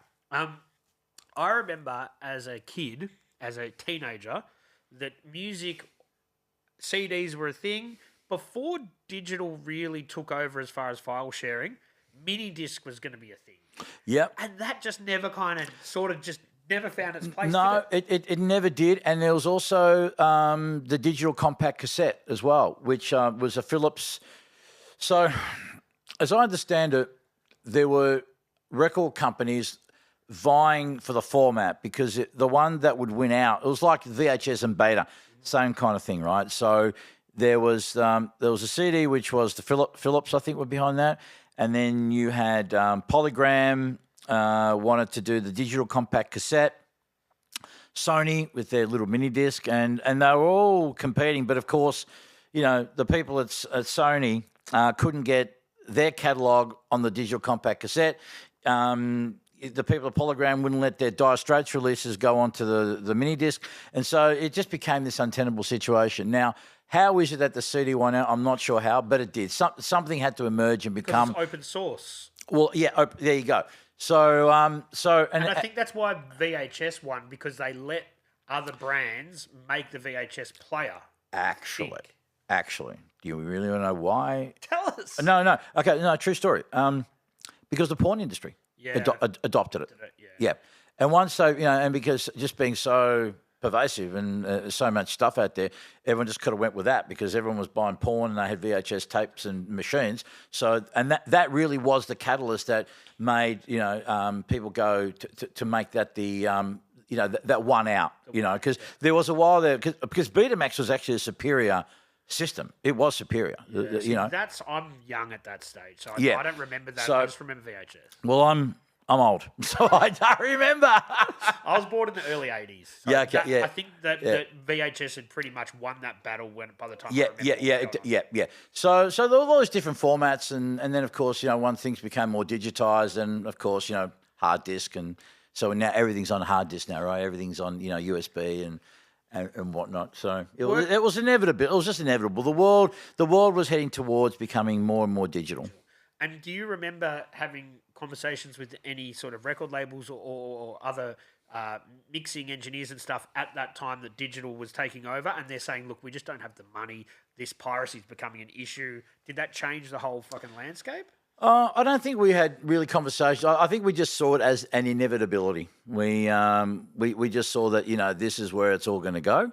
I think the beginning of the end, if you want to call it that, was the introduction of file sharing. Because once people were able to swap and torrents, torrent sites and this sort of stuff, then we knew, okay, now we're going to be in trouble here. And it's been a kind of a very slow, painful death. And then streaming, I think, really was the final. Yeah. But there's people are making more and more music than ever now because of the accessibility to it. Absolutely. And there's always going to be a level of, okay, this guy might make music in his bedroom, but if it's good enough, it gets out there to the world, and we need it mastered and mixed properly. Yes and no. Yeah, in theory, you think that's right, but in the same way that Johnny Punchclock can now have access to be able to make his own music, mix his own music, but now he can also master his own music, and we've got AI as well, so they can get it done by a computer online, right? Very, very cheaply. But it never does a good job, AI yet. We're getting closer, maybe. Okay, so it's there's good and there's good enough. Okay, now often people will say to me, don't get pissed off that people either A, do their own mastering or use online services. And my standard approach is no. If anything, I wish I was the guy that invented the algorithm for AI mastering or the online mastering, because I wouldn't be having a conversation with you here right now. I'd be on my yacht in Saint-Tropez. Yeah. Right? Yeah. So I don't get upset at it, and here's why. Because, first of all, I can't be everything to everyone. All right? There's going to be different tiers that need to be serviced. And I've encouraged all my clients to go to the AI, because I don't want to be that guy who says, oh, don't go there, it's really shit. No, I want someone who's needy, right? There's nothing worse than someone who's needy and who's desperate and is clingy and won't let go. No. Yeah. You have to let people try for themselves, so let them find out for themselves. And so many times, my clients who will go to the online because they're curious and they just want to see, and at the end of the day, it's $20, $30. It's no big deal for them. Even if it's a total disaster, it was a $20 lesson for them. And then they'll come back, and I don't have to ask them back. They'll come back, right? But there still are times when they will want to do something quick and fast because, and it's akin to like,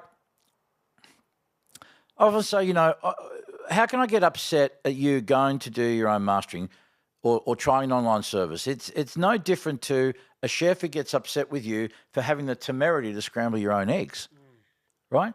Now, there may be an occasion where you want to go to have a professional scramble your eggs and smashed avocado because either you got some money up your sleeve, it's a special occasion, okay? So the people who will come to me, quite often do their own mastering, will come to me because now they've got a budget, or this release, they feel it warrants the investment. And let me tell you something else. I actually like my clients to be conversant in the art form. Mastering, the people talk about mastering being the black art. There's no black art. It's just a different skill set, okay? And for some reason, mastering engineers like to perpetuate that myth because it's like saying to you, now, Maloney, you use let us use the pointy scissors. We're the grown-ups. You stay at home with the rounded scissors because, stay in your lane, right? Because it's fear. Right? Because what they're seeing is over the years, more and more people are becoming self-sufficient and doing their own thing. And what's next for the mastering? Oh, we're next in line. Now that they've adopted their mixing, they've got their mixing skills down, they can do really good mixes. Oh, we're next in line. Now we're going to become an extinct somehow. So rather than get worried and upset and pissed off and say how life's unfair, how about you work out a way to become better at your job, provide a better level of service, and be reason for them to come and see you, rather than piss and moan. right? And that's for everything. Absolutely. Yeah. Right? So I don't get upset about people who want to go off and do other things. Let them go. Let them try for themselves. Let them understand what gets done. Because for me, yes, people will trust you and go, look, we want you to do this thing. We trust you. Beautiful. I really appreciate the fact that they would put that on me, and I'm happy to do so. But there's something really nice for me to work with someone who understands the process, has an idea, may bring an idea to me that I didn't think about because they've done their own stuff and they tried different things and experimented, something that could really, really work. I'm very open to the idea because at the end of the day, it's a collaboration, it's a team effort. So someone that understands what gets done will not only know what I can do, but more importantly, know what I can't do, what I can't achieve. Because sometimes people think that mastering is some kind of panacea and it's audio alchemy and that we're going to take, cat piss and turn it into crystal. It's just not going to work, right? So when they understand that and know that because they've actually either read about it or tried it for themselves, right, they have a different appreciation for what I do and value it more. And therefore, they have reason to say, now I know why I'm handing over my hard-earned. Because I can appreciate what this guy's actually doing because I've tried it and it's not as easy as it looks. Yeah? So I don't get upset. It's fine. You just have to find your way. And in this day and age, in anything, no matter how competitive this market is, Maloney, what's going to make people stand out? I get young kids who say, oh, my God, how am I going to get a start? No one's going to want to use me. There's so many people out there. Yes, that's true. But what they've got to understand is that the majority of these people, no disrespect to them, ain't worth shit. Right? You got to have the runs on the board. Yep, and not even just runs on the board. I tell people, find out a way how to be a service. Find out a way to find value. Showing love for the client, right? It's, people, we talk about service and that, and I tell a lot of kids, I go to audio schools and I lecture kids who are trying to get their foot in the door, and I tell them it's not just about the service, Maloney. It's about hospitality. Service is the act of what you do, but doing it in a hospitable fashion. By that I mean, how do you make the client feel? Do they feel special? Do they feel wanted? Do they feel appreciated? Do they feel like you actually get them and you are not just there to take their money? Yeah.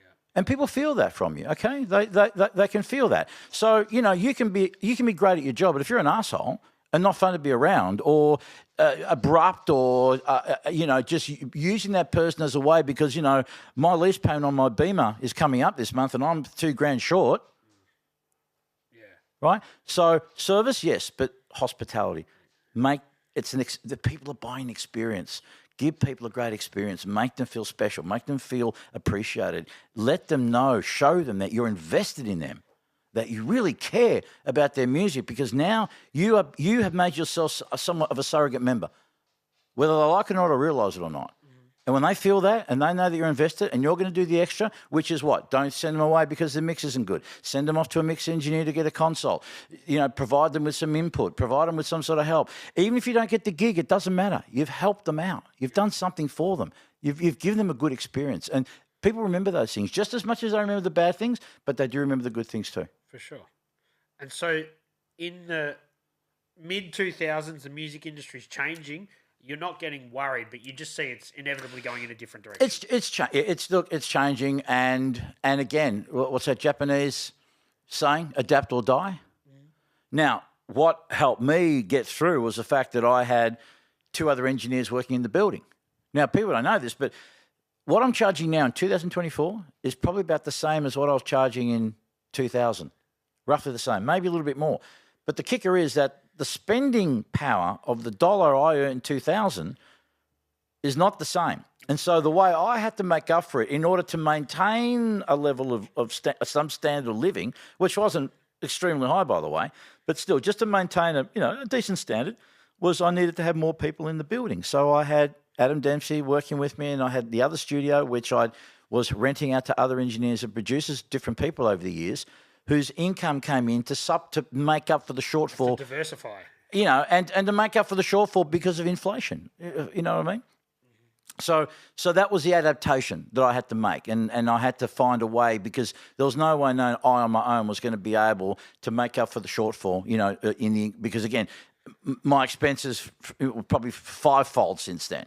But my income, and that's and that's true for most people. Just even the average Joe. We're talking about it now. Inflation is going through the roof. It's going to get worse. And the last 10 years, especially, people's earning capacity has pretty much stayed fairly stagnant. Yeah. But they're buying a lot less. They got there's less money to go around for the same things. Yeah, for sure. And I think, as scary as people think it was when music was changing in the mid-2000s, now people say the same thing with AI. Music is still there. It's just made differently, consumed differently, and it will go on. It will always be there. But like you said, adapt or die. Yeah, totally. And look, AI is an interesting one. It's new. It's scary. Look, any time in history when you look at disruption, everyone thought, email was going to be the end of letters and post and all this sort of stuff. Mobile phones somehow was going to be a problem. Any major disruption always comes on with a bit of fear and trepidation until people kind of work out, okay, crisis and opportunity always existed. And so smart people, enterprising people, entrepreneurial people will work out a way to crack the code and go, okay, everyone else is scared and running around with like chickens, their heads cut off, but where can I find the opening? Where can I find the opportunity? Look, it's people talking about now with, all the economic time.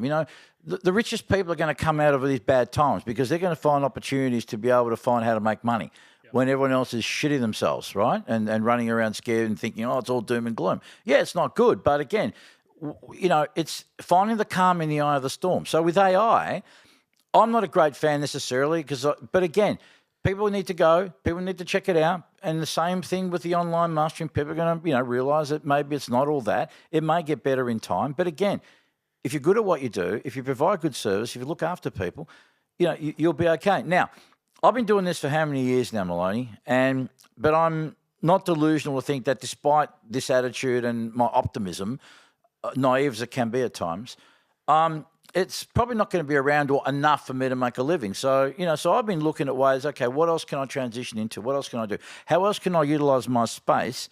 So now I'm looking at doing education, at doing talks in there, at doing workshops, right? And finding different ways to leverage, using it as hiring it as a listing room for people to launch. Jace had a listing party at the studio. Yep. So, people can come hire the space. There's a nice kitchen, there's a nice environment. So people can have a nice, intimate listing party, or record companies want to have a listen. So again, just thinking outside the box and thinking of ways to utilise the space, but also to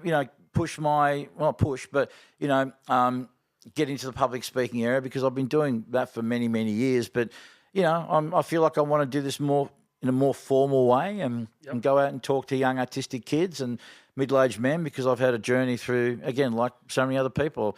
It's not just my career, but I've had through my life, I've been through so much. I was morbidly obese at 170 kilograms, 14 years ago. I was addicted to cocaine. I was in an unhappy marriage, loveless marriage, extreme depression and anxiety. So, and I've overcome a lot of things in my life as well, man, and I've come through them. And while I'm still, a work in progress, there are things now I can find value to bring to others in sharing a story, in the hope of inspiring them, whether it's the young kid whose mum and dad say, hey, listen, don't be an artist, get a real job. Hey, no, you don't have to do that. Let me tell you my story. Let me share with you what I did. Yep. Here's something for you to walk away with. Oh, I'm overweight, I'm unfit. My doctor says I'm going to have a heart attack. Oh, okay, well, look, you know what? It's not the end of the world. Let me tell you about how I overcame that. Oh, I'm on drugs. I can't get off drugs. I'm blah, blah, blah. Oh, you know what I mean? So 70 years of age, I'll be 62 next June, okay? And I probably shouldn't be here. Honestly, I'm not saying that for hyperbole or to be somewhat dramatic. I'm not saying I was the biggest drug taker of all time, but my habits and my life choices that I made in the past, Maloney, by rights on paper, I shouldn't be here and I say that because I've lost mates who weren't as bad as me and are here today. Okay, so life has given me a second chance, and so I can see myself 10 years from now at 70 or 75. As a bloke that can talk about life and my life lessons in the hope that other people won't make the same mistakes. Mastering records at 75? Probably not. And I'll be happy with that. Well, that's it. But look, and you do have your platform now, which if that has come from music, it is you want to go in a different direction, which is totally awesome. But so you mentioned the obesity sort of thing. So is that in the mid-2000s, you're obviously successful, you've got your studio, things are going well, and then what, you just start to overindulge in food, in booze, in coke? What is it? Okay, I wasn't happy. Okay, to the outside world, I gave the facade of being happy, and people thought I was successful. And yes, I guess successful because I was making a living, but I was very unhappy. I was unhappy. I was married. I was married to a woman that I was never in love with. Right? I got married, Maloney. My whole life was about getting my dad's approval.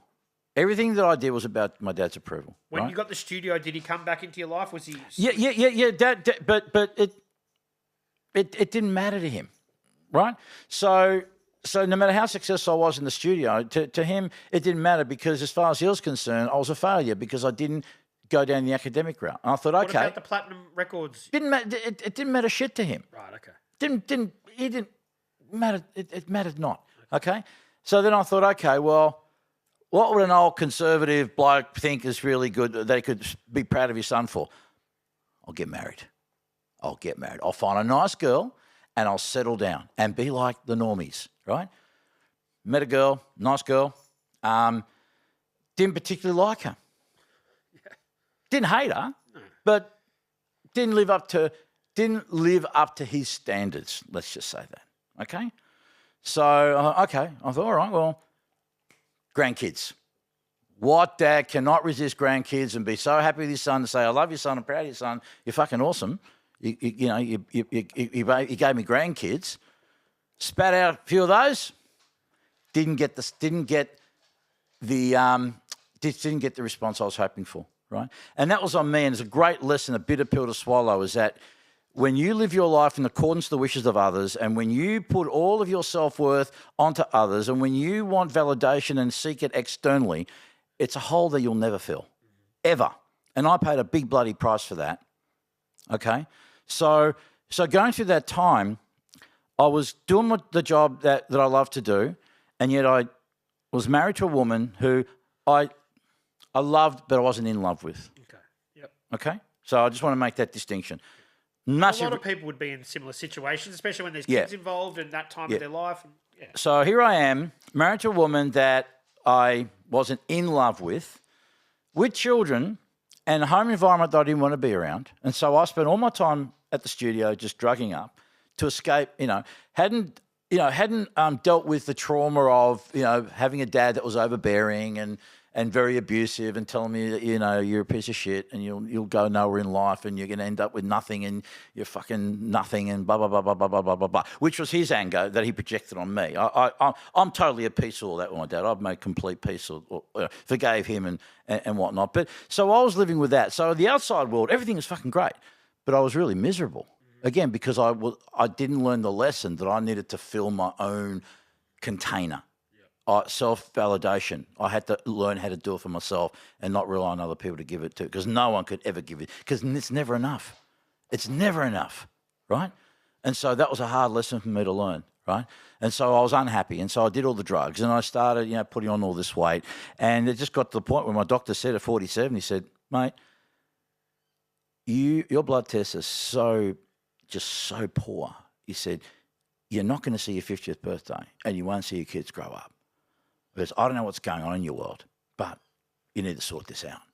And that was the beginning of the U-turn of my life, where I had to start getting my shit together, which involved a lot of very, very deep work towards facing the darkness of my life, of the things that, all the stuff that I was avoiding, all the stuff I was too scared to front up to. Speak to someone like professional? Look, I spoke to I spoke to a lot of professionals and tried to get off drugs many, many times, and psychologists and soothsayers and sound healers and you name it, man, everything you could imagine. But what actually really worked for me more than anything, believe it or not, was ironically other drugs, psychedelics. Right. Okay. Yep. And that may be another story for another day. No, like mushrooms. DMT. Okay. Yep. DMT. I had a DMT trip, and that was where everything just dissolved, and that just fundamentally changed who I was. It changed my outlook on life. It changed my approach to life. For me, instantly, like the next day. It changed me there, but it took a little while because. Okay, so everyone's experience is different, but typically people that go through psychedelic therapy or a profound experience, if you will. usually will have an integration period that follows, all right? Sort of things sort of come in later and you get these kind of downloads and things kind of sink in and you have these little aha moments and dots get connected. But the initial thing for me when I first had DMT was I remember hearing this voice and it said to me in a telepathic way, you need to live your life with integrity. You're full of shit and you need to live your life with integrity. And that was it. I was living the lie. Again, everything was great, everything was happy, right? But I was unhappy because I wasn't being myself. I wasn't being authentic. I was presenting, again, this facade to the world that people thought, oh, he's the jolly fat fuck, he's just the life of the party. I had tremendous social anxiety. I'd go to places just to be seen, and then before you know it, I had to get out of there because I just had to go back to the studio. So, just to escape all of that. But DMT was, for me, is where I've never really spoken about this. So I appreciate that. So DMT gave me the harsh reality that I wasn't living my life with integrity. I got to see the oneness of the universe. Just everything was one, and everything was all connected. And a lot of people have that similar experience. I've never done it personally, but you hear that. That everything was love, and that I was essentially that God and I were all one, the one thing. God wasn't a separate kind of entity. And that took me about 6 months to really process, and that's where I started doing a lot more deeper work and started. Cut the coke out? Huh? You cut the coke out? No, not entirely. Well, we may as well be honest. Yeah, no, well, yeah. I mean, look, I got friends who might be watching this, listening to me, so Yeah. and I'm not doing it because they're watching me. It is the truth. So I just sort of went in and out. I'd stop, then I'd go back and stop in, go back. All right. But what really, so that kind of helped things along, that first DMT experience, okay? What really sunk it in was, again, a different DMT experience, this time with what they call 5-MeO DMT. Which, I don't know. No. So 5-MeO DMT comes from a toad, the Sonoran desert toad. Bufo alvarez is the scientific name for it. And it's a toad that exists in Sonoran Desert in Mexico. It's a toad that lives underground for about 10 months of the year. When it comes out, they grab it and they milk it, and it excretes a venom. They dry that venom, they scrape it, and then you smoke it through a vaporizer. Yep. Okay, it's the most intense fucking thing you'll ever experience. It's like regular DMT, which is full on steroids, right?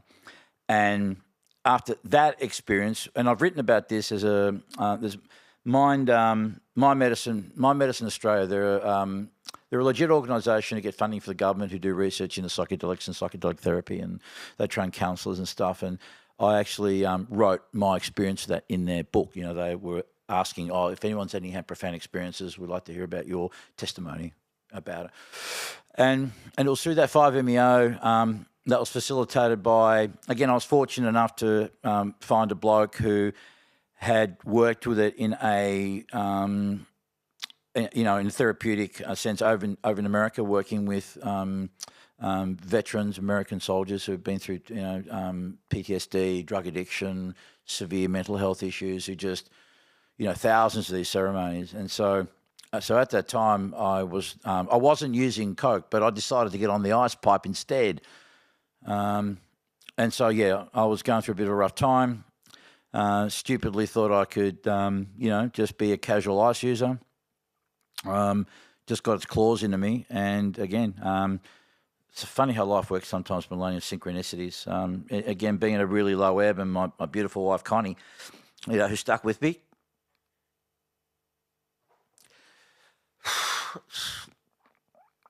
And she said, "It's me or the drugs. What are you going to do, mate?" So my friend, I don't want to name him because dealing with this sort of stuff still not legal. But I remember I rang. I said, "Dude, I'm in a bad place," and there's also an intervention. And again, talking about coincidences. there was an intervention at the time that my friend Danny Benucci and Phil Kay, rest in peace. They'd found out that hey, they suspected I've been using ice, but they just they said to Connie, look, we need to get the bottom of this, and they had an intervention. Said you're going to have to do something, and so my mate who had done all this work with the 5-MeO DMT. My wife just gave me an ultimatum, said, it's me or the drugs. I'm done. I just can't do this anymore. So I said to old mate, I'm ready to do this. I'm ready to, So he was up on a property. So I had to go up there for about a week because my friend said, look, you need to be clean for you need at least a week off this stuff because you just can't mix and match this stuff. This is too potent. So my wife dropped me up at his place, and I stayed up in his property for a good week. And my mate, who was also, he'd done a lot of, he was I don't want to say a psychologist, but he was, he'd done a lot of work with different therapies. So we just started talking, and and I started sort of, get it out of my system. And then when he felt I was ready, we just did a weekend of these ceremonies in a very shamanic way. Did your wife at the time have reservations because you're trying to counteract one drug with another drug? Did she see that was going to be risky or anything? No, because she understood that 5-MeO DMT isn't, okay, even though people call it drugs, it's not in the same way you think of drugs as in, it's a psychedelic, but it's not a party drug, And you're not going to get hooked on it? No. And even DMT. Things like mushrooms, LSD, DMT, these aren't drugs that you can become addicted to in the same way you can with amphetamines or cocaine or anything, alcohol or nicotine, anything like that. So, and my wife also knew this particular person as well. She had known for many years and trusted him, and so there was no fear of okay, I'm gonna swap in one for another. This was hopefully going to be something that was going to really. Because again, lots of evidence to support people who've been addicted to drugs, and there's nothing else that they could do to get off it would help them, or at least stay off it. And it was and it wasn't just that it was miraculous for that, Maloney, but it also helped me come to terms with all the stuff I had with my dad in the past, and all the things I kept carrying, and all my shortcomings. The first DMT, which is 10 years earlier, and interestingly, with the same guy who I did the 5-MeO DMT with, who facilitated, people talk about healing a lot. I know it's a term that gets bandied about a lot, but if there's any time in my life where I could say something miraculous and healing really happened, it was over that weekend of doing the 5-MeO DMT, and I remember I said to old mate, I said, so how am I going to know if this works? He said, oh, you'll know. He said, the universe will throw things your way and you'll know. And the first thing that made me realise that this was working, well, first of all, I didn't have any cravings to want to do ice. The weekend, you go back. But I had no, right.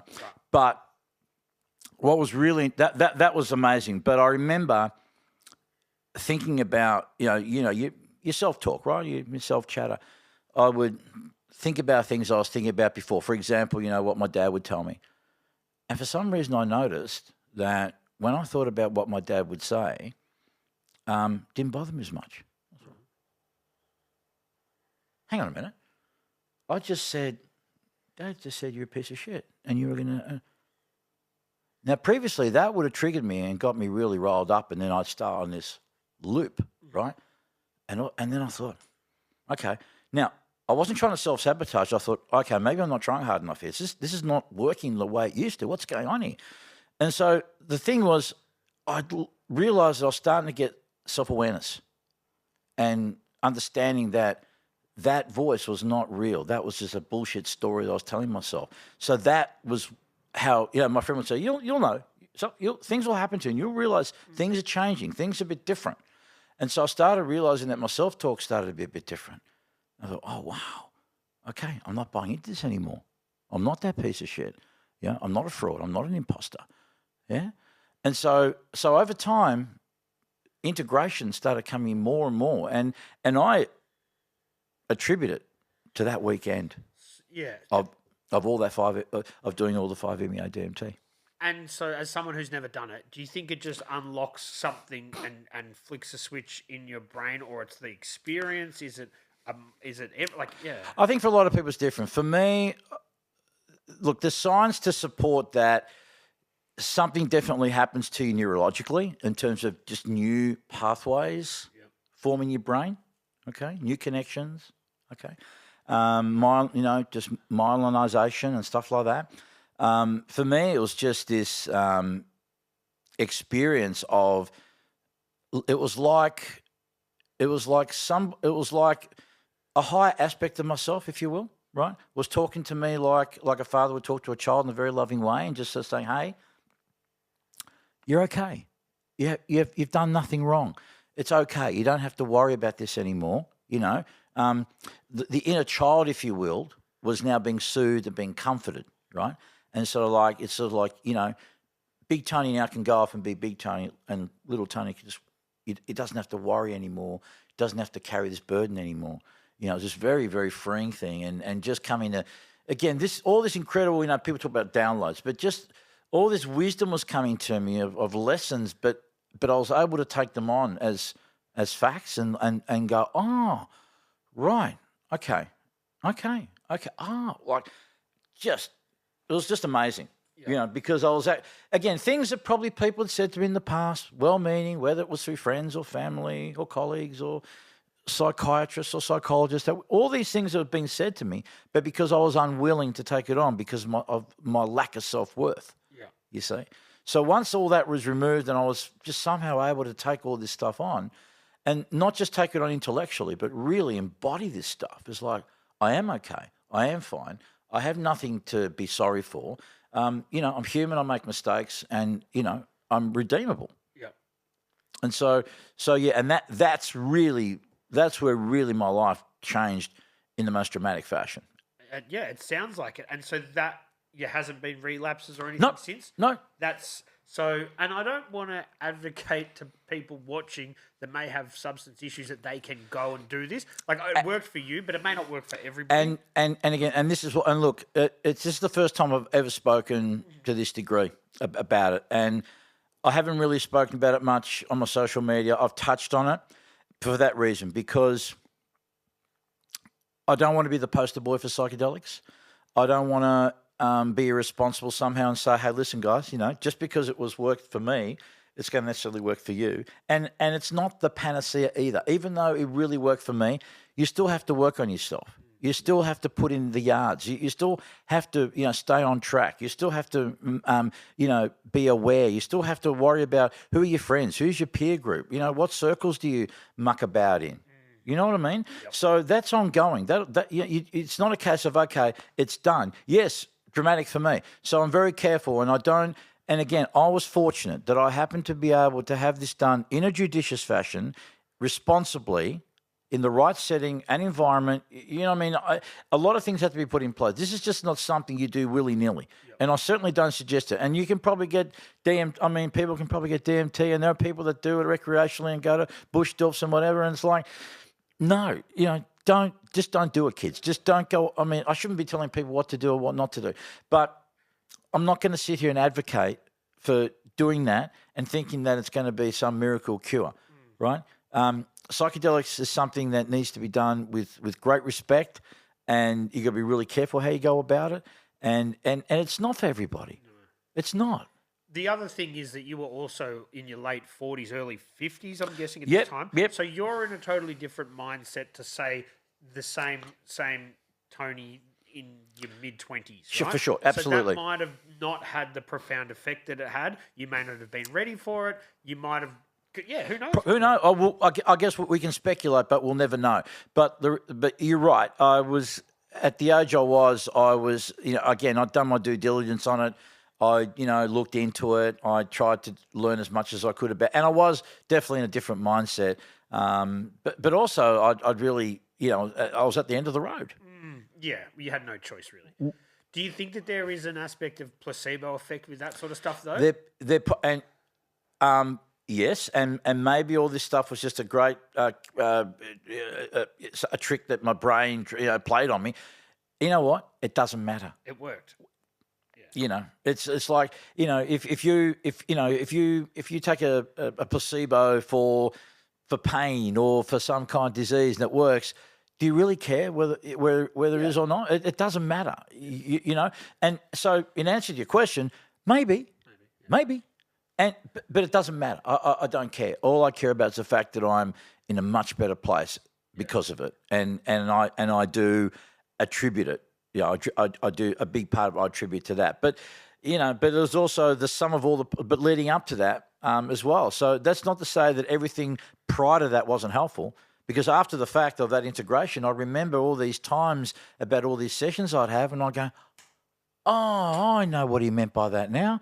This makes sense." And it's, "Oh, of course. You with me?" Yep. So so all this other stuff prior to that didn't go into the into the garbage and completely forgotten about. All of a sudden, all these things started to actually take some effect. It's a bit of a defrag of the brain. Exactly. Okay. Exactly. Yeah. Okay. Man, I appreciate you being so honest there. Like, No, that's all right, man. You know. So then the weight that it helped you get off the drugs pretty much cold turkey. You obviously made an effort to hang around, keep better company, not let those people in your lives as much. And then the weight, that's an issue then, or the weight. I'd already had got rid of most of the weight then. I was about 47 when, as I said, the doctor said you can have a heart attack, stroke. You won't see the kids grow up, and so I just started on a journey, and I was tipped the scales at 170 kilos. That's a lot. Oh yeah. And you're a tall guy, though. Yeah. I mean, I carried it. I mean, I've got photos which I could show you where I was hefty. It probably looked more like 150 kilos, but still very, very big. Yeah. But I was, you get good at dressing well as well, when you're big to try and hide it. But no, I just started on a low carb diet and started doing a lot of cardio, and but interestingly, the weight really started coming off after I left my ex-wife, because this relief I had. People talk about how people with excess weight sometimes there's an energetic storage that happens with it. And so what I found, interestingly, after I summed up the courage to leave the unhappy marriage, or, the unfulfilled marriage, and I just became free and being true to myself, and, all of a sudden, and I remember people say, "Yeah, okay, so, yeah, I'm fine." When I say okay, because I was losing weight so rapidly at that point, people thought something else was up. Thought you're back on the ice, probably. Yeah, yeah, or maybe I had cancer or something. They were just wondering if there was some, because they thought, "Wow, you're just this is coming off you. It just doesn't quite look right." But but I was really, really healthy, and well, there's multiple factors: eating better, exercising, not harbouring the stress, so it is going to fall off quickly. And also too, another big thing is, and this goes with for drugs, and is identity. It's interesting how so many people will go through life, want to get rid of weight, putting it back on. And the reason why that happens is because people haven't integrated that into themselves. They haven't created an identity around themselves of, "I'm no longer the fat person," right? You once you start getting rid of weight and you see yourself as a thinner person, and if you've been overweight for most of your life, or you've struggled with weight, it's very hard to take on that identity, because you're saying, "Well, I'm not that person because I've been overweight, or I've been struggling to maintain any level of weight, and I keep yo-yoing." But until you adopt an identity of, "I'm no longer that," it's like same thing with drugs. Okay, I remember going to I had a bit of a dip at going to AA meetings, okay? And so the first thing they say is, now, before I continue, I'm not saying this to have a go at 12-step or AA or NA, okay? This is just an observation that I'm sharing, all right? This is not to knock them, or, because they do great things, and for a lot of people it really works, and that's fabulous. But the fundamental flaw I found was this. You go to a meeting. "Hi, my name's Tony, I'm a drug addict." Okay, when you're first on drugs and you want to get off, yes, you need to take responsibility and ownership of that, okay? But when I was listening to guys in there saying, "Oh, my name's Bill and I'm a drug addict," and then you find out that old mate has been clean for 30 years. Yeah. Now, I understand that you by adopting that mindset, you're being vigilant and you're just being mindful because, you're you're one line away from relapsing, right? But I mean, that's not really a way to live. Early stages, yes, I get it. Ownership. Drugs are still controlling you. Yeah.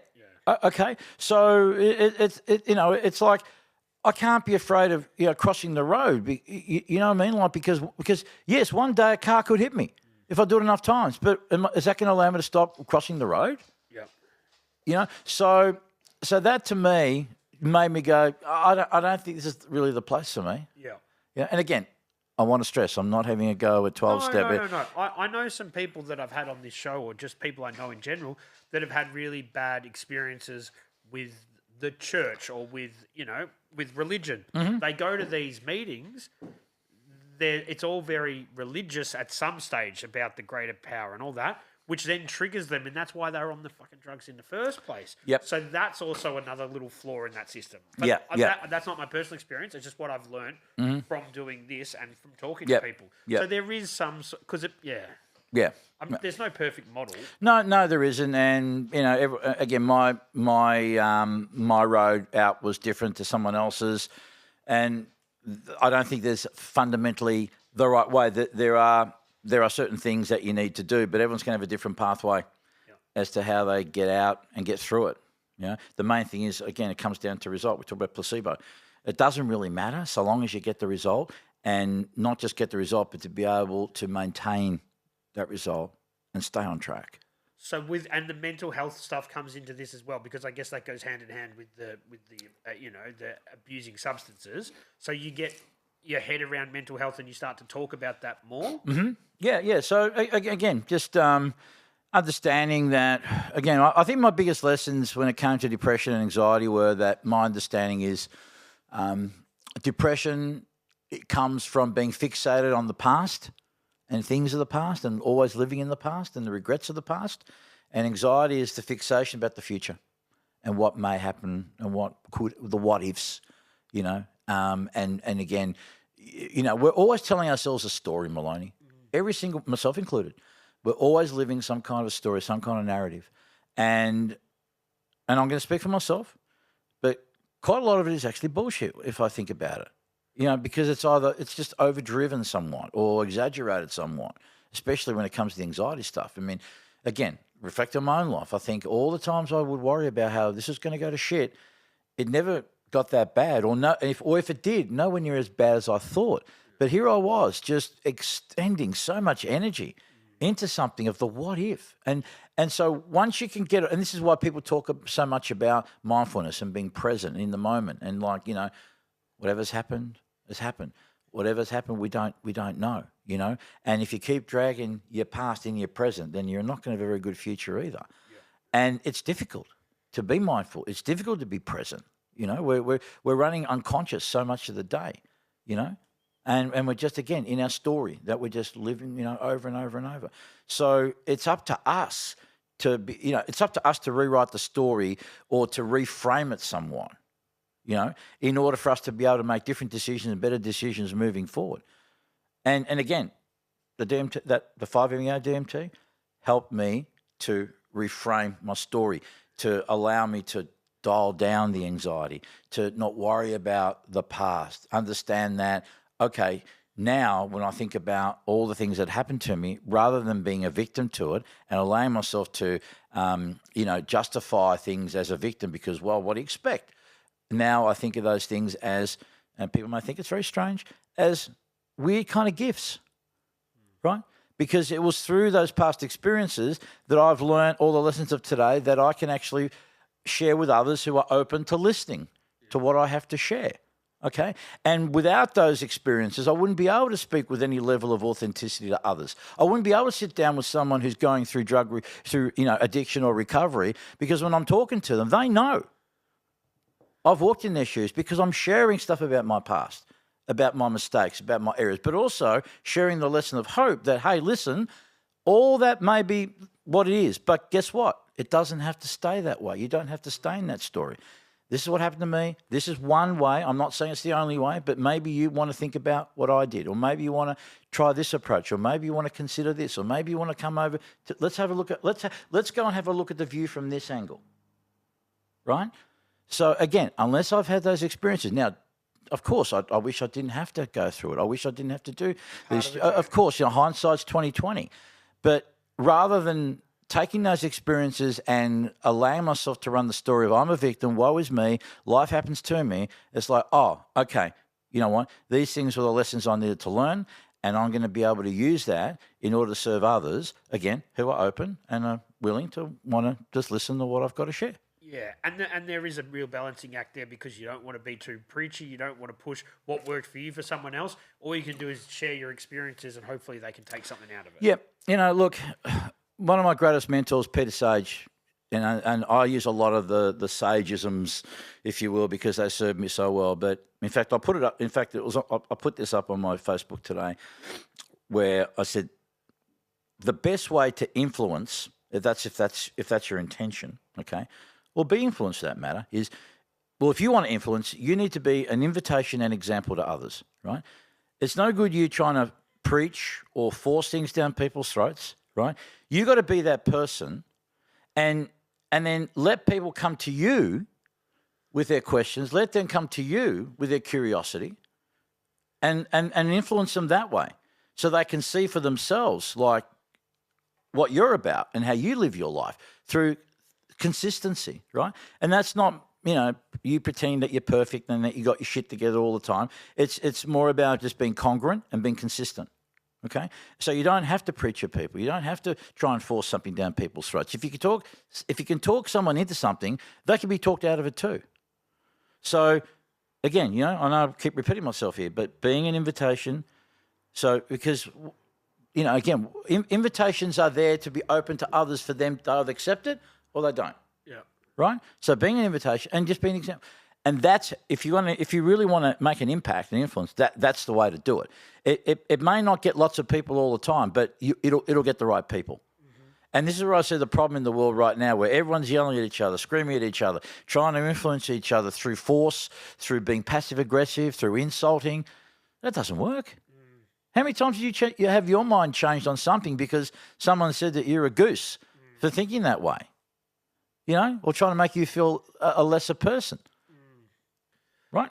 And that's the problem with the internet, like people are happy to say stuff like that behind a screen, but they're not going to say that to that person. You get that person in the same room, you've got the physical, emotional connection, you're not going to say that to them. Or certainly not to the same extent or carry through. And it's true. And again, a former version of myself, was that guy because I was angry and bitter at the world, and I had to make a point and didn't help my cause. So I understand what that's like because I was that guy. Mm. Now I'm just telling people, look, don't be an idiot. Don't do what I did.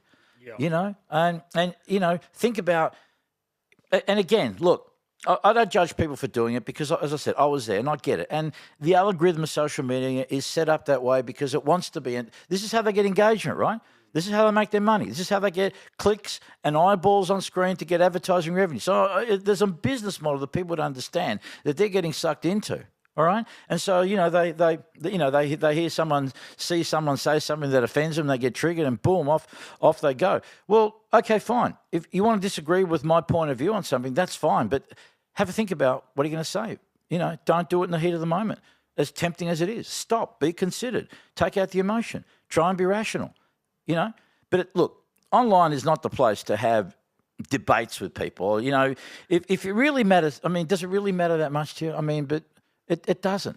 No. It really doesn't. And if it does matter that much, maybe go to hold of that person and say, hey, listen, I would really like to, but people don't do that. People don't care. I'll do it now where I'll go to write to somebody and then I'm like, I'll get halfway through and I just delete it and go, it's not worth it. I don't know this person. I don't care about them. If that's their opinion, fucking good on them and move on, And I think that's probably a healthier way to do it. Took me a while to learn that. Oh, absolutely. And, and no one cares as much as you think. This is the problem. We're so arrogant. We think people care. We're here and we're posting and doing this stuff and worrying about what people over there are thinking about us. And guess what? Those same people are looking at you, worrying about what you're thinking about them. Yeah, that's the biggest thing I think that we need to. Everyone thinks that all the eyeballs are on them, which isn't the case. No one cares, bro. Yeah. No one gives a shit. Sorry, you're not that special. Yeah. And that's totally true. And the sooner you can realize that, the more that you can just be a better version of yourself that doesn't stress. That It doesn't frees worry. yourself. It just frees yourself to just be your authentic self. Which we talked about this earlier. Everyone wants authenticity and expects authenticity. Yeah. But how about you actually again be an example and being authentic? With the weight loss journey, was it easier to lose it or to keep it off? What was the easier part of it? I think, like with a lot of things, when you start out, it's always hard in the beginning. And once you develop your habits and your identity and your value system, then it's not that hard. Okay? So, for example, if you said to me on a school night, on a school night particularly, hey, listen, we're going off to a gig and I know you're going to be out late. As much, look, I've just met you, right? But say, hey, I really would love to come, but I'm just going to say no to people because I value health. I'm up in the morning and I go for my walk on the beach, okay? So, and nothing's going to get in the way. There's no conflict. When your values are clear, your decisions are easy, right? So once you develop your identity that I'm a healthy, vibrant, fit person, this is how I roll in the world, and no one's going to get in my way or distract me from that. And if people don't like it, then that's tough. Again, I'm not here to please you. I'm not here to make you happy.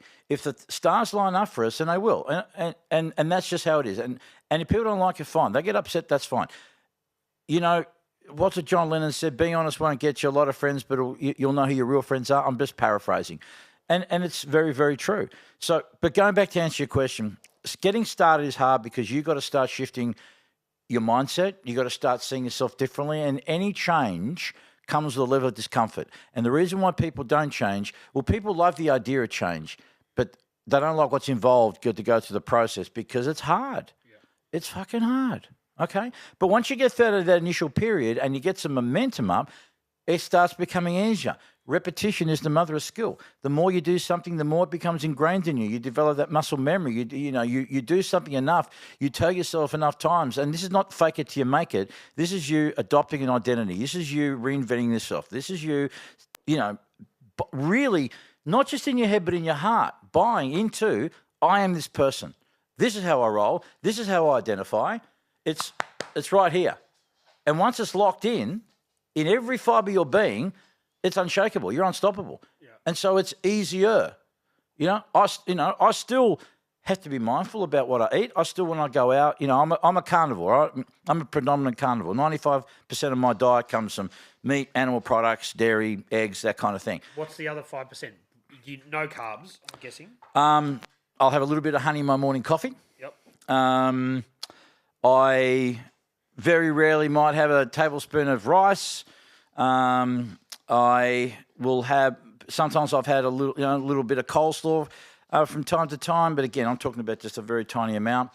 So 95% of my diet comes from animal protein. And that's a conscious decision because you think that's a healthier way to be? It is for me. Okay. It is for me. I came across it quite a few years ago, and I looked at it and I thought, really? Like, it's a fad.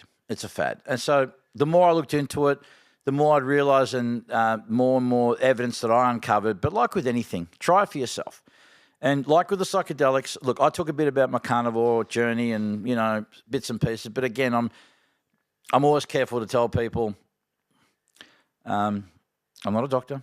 I'm not a nutritionist. I'm not dispensing health advice. I'm just sharing with you and inviting you to consider this. And this is how I went about it, and here's a few suggestions, and do your own due diligence. I firmly believe that after being living this way for the last 18 months. There's no way I'm going back to eating vegetables, grains, all the stuff that in the food pyramid that we were told was the right way of eating. And if people do their homework, and this is not conspiracy theory, of how the grain industry and sugar industry bought off the politicians to create the laws which created the food pyramid, where they say 9 to 11 serves of grains and eating cornflakes and bread and rice and pasta, and is it no wonder we have an obesity epidemic because, people are eating all this rubbish and told that, red meat gives you cancer. I mean, bullshit. It does not give you cancer. Saturated fat does not give you cancer. Cancer comes predominantly from, I'm being very oversimplistic and I'm not doctor, but as I understand it, listening to people that actually have skin in the game and lots of this, not just cancer, but diabetes, dementia, stem from poor nutrition, poor metabolic health. And poor metabolic health comes from over excesses of carbohydrates, refined sugars, grains, all this kind of stuff, right? And it's a very unorthodox approach, Maloney, I know. When I first came across it, I thought, my wife as well, who's a scientist, okay, my wife understands white papers. My wife understands studies. My wife understands how to pick the holes in what is good science and what is rubbish and what is bought and paid for and stuff. She's very, very meticulous when it comes to that sort of stuff. And when I said to her, listen, I'm going to go down this path, I think there's enough there for me to want to, and I wasn't in poor health, okay? I wasn't like, oh God, my life's a shambles and I'm overweight and no, I was in pretty good health. But I did have some inflammation issues. I had this Achilles heel injury that just didn't seem to want to go away. I was getting these rashes from time to time on my skin. I was starting to get some sleep apnea, a little bit of brain fog. My testosterone was fairly low. My liver function was starting to show early signs of, things weren't going all that fantastic. So all these little things. And over a course of 3 months, I just had extraordinary turnaround, my friend. Skin cleared up. My Achilles heel, not a problem. Yeah. I was looking at potentially getting surgery and didn't require any surgery. So predominantly red meat? Yeah, red meat. So beef and lamb, all right? No chicken, no white I don't meat? really do much chicken because the fats you get in the chicken aren't as good and satiating as they do in red meat. Although if you like chicken, eat chicken. It's a lot of protein in chicken. Yeah. But it's also, and it's not about the protein, but the fat, right? The importance of having good quality saturated fat from animal fat, butter, ghee, beef tallow. Just the fat that you eat. It's not the demon that people make it out to be. I run about 70-30% ratio. So if 70% protein, 30% fat. That seems to be the right mix for me. Other people go 80-20. It just depends. You just got to do what works for you. Okay, so say you invite me over to your place for dinner, right? Yep. And I'm going to eat the full experience, right? Now, what are you cooking up? Steak, a roast, chops on the barbie, with no sides sausages. of anything, just steak, just chops. You got salt. Salt's a big part of it. So salt, Frank's hot sauce. There'll be Frank's hot sauce. There'll be chili flakes. There'll be salt and pepper. There'll be mustard. Yep. So again, the condiments that don't have sugar in them. Okay. So hot sauces don't have sugar in them. Or very, very low. That's why when I don't identify as a strict carnivore, because the real strict carnivores, the chin strokers will say, "Oh, you're not a real carnivore. You have honey," and you won't get you'll be kicked out of the club. So that's why, again, I'm very careful how I word it. Predominant. That's why I say I'm a predominant carnivore. But having said that, though, Maloney, if you come on the other side, if you come down the surf coast and come by, and I hope you do one day, and I'd love to have it at my place, and I'd love to cook you dinner, I will have a salad because people do come over. So my wife and I will make a salad. We'll make some rice. Because we can't. Just because we choose to live a certain way, we're not going to impose ourselves upon our guests. Yeah, but what I'm trying to sort of get at, and I understand the grain, and I know that that's not good for you. It's processed, butter. Bread and butter, that sort of shit, right? Yep. But butter's good. Just bread or bread, rice, right? pasta. But do you really think it's detrimental if you had some spuds or some pumpkin or something like that with it, you think that is just not good for you, or even like you said, like lettuce or something, like coleslaw. I choose not to do it. Now, what's interesting when people go carnivore, they call it an eliminate. It's interesting, an elimination diet. So once you've done this for a while and you've had no grains, no vegetables, no fruit, anything like that, what people tend to do after that, they've kind of they've a reset. Okay, your body's become fat adapted. You're comfortable. Okay, then people, what they advise is for people that don't want to stay there, then they'll start introducing things like dairy, vegetables, potatoes. Now, when you ask me, is it good? It's not about what's good. It's what's good for the individual. All right. I know what works for me. Interesting thing happened. So when I started becoming a carnivore 18 months, or predominant carnivore, 8 or so months ago, Father's Day of not just recently, but of last year, all right, of 2023. Yep. I've been on this thing for about 5-6 months, maybe. Father's Day. So for Father's Day, we had one of my favourite things, which is this Chinese restaurant of barbecue pork, barbecue duck, so great. And we got a bit of rice and some Chinese broccoli. So we got that, sat there with my kids, and I'm hurrying into it. I had 2 teaspoons of the green of the Chinese broccoli. I was sick as a dog for 24 hours after that. Yeah. Like I was rat shit. You don't think it's a sauce? Maybe too, perhaps. But again, I hadn't had anything like that. I've been eating meat and fatty meat and all that up until that. It was the first time I'd introduced that into my system for about 6 months. Yeah. And it just didn't agree with me. Yeah. So on a regular day, would you get up? I'm guessing you don't eat straight away. No, I get up, I have a glass of water, I have my walk, I have a bulletproof coffee, for those who don't know what that is, black coffee, unsalted butter, whizzed up, smash that. So I usually wait about an hour and a half after I get up in the morning because it's to help with my adrenal function. If you want to have coffee first thing, each their own. Again, I'm just telling you the things that work for me. Yeah. So then I'll have, so my wife and I will have a coffee. Then more often than not, I'll have a second coffee later that morning. Go to the gym and then have my first meal whenever I feel hungry. 12, 1 o'clock, depends. More often than not, it'll be eggs and bacon or an omelette with the leftovers from last night's dinner. So that's what usually will be the first meal whenever we feel hungry. And then I try and make sure that I don't eat past 8 o'clock of an evening. Yep. Because I like to do a 16-8 intermittent fast. Yep. And so I will have, and again, I've just learned to follow my body. If I'm hungry, I'll eat. If I'm not hungry, I won't eat. I won't feel like, oh, well, it's nearly 8 o'clock, I better eat now. Yep. Because I need to, get. But predominantly 2 meals. Predominantly, and sometimes, and look, maybe once a week it'll only be one because for whatever reason I just didn't feel hungry and I just follow my body's signal and ate later in the day. But it was 3 o'clock or 4 o'clock, and I was just like, you know what? I'm satiated. I feel good. I don't want to go to bed with a full tummy because digestion takes up so much of your energy, and I want to sleep better. I want to sleep well. So if my stomach is light or I haven't got a big full belly, yep. right? Then I'm going to sleep a lot better. What about fish? Fish counts. I tend to be very careful with the fish I eat because people talk about salmon, but most salmon's farmed and there's microplastics and rubbish and chemicals and they put the stuff there. So I tend to go for things like the small oily fish like your sardines. Shellfish are really good. Oysters are really good.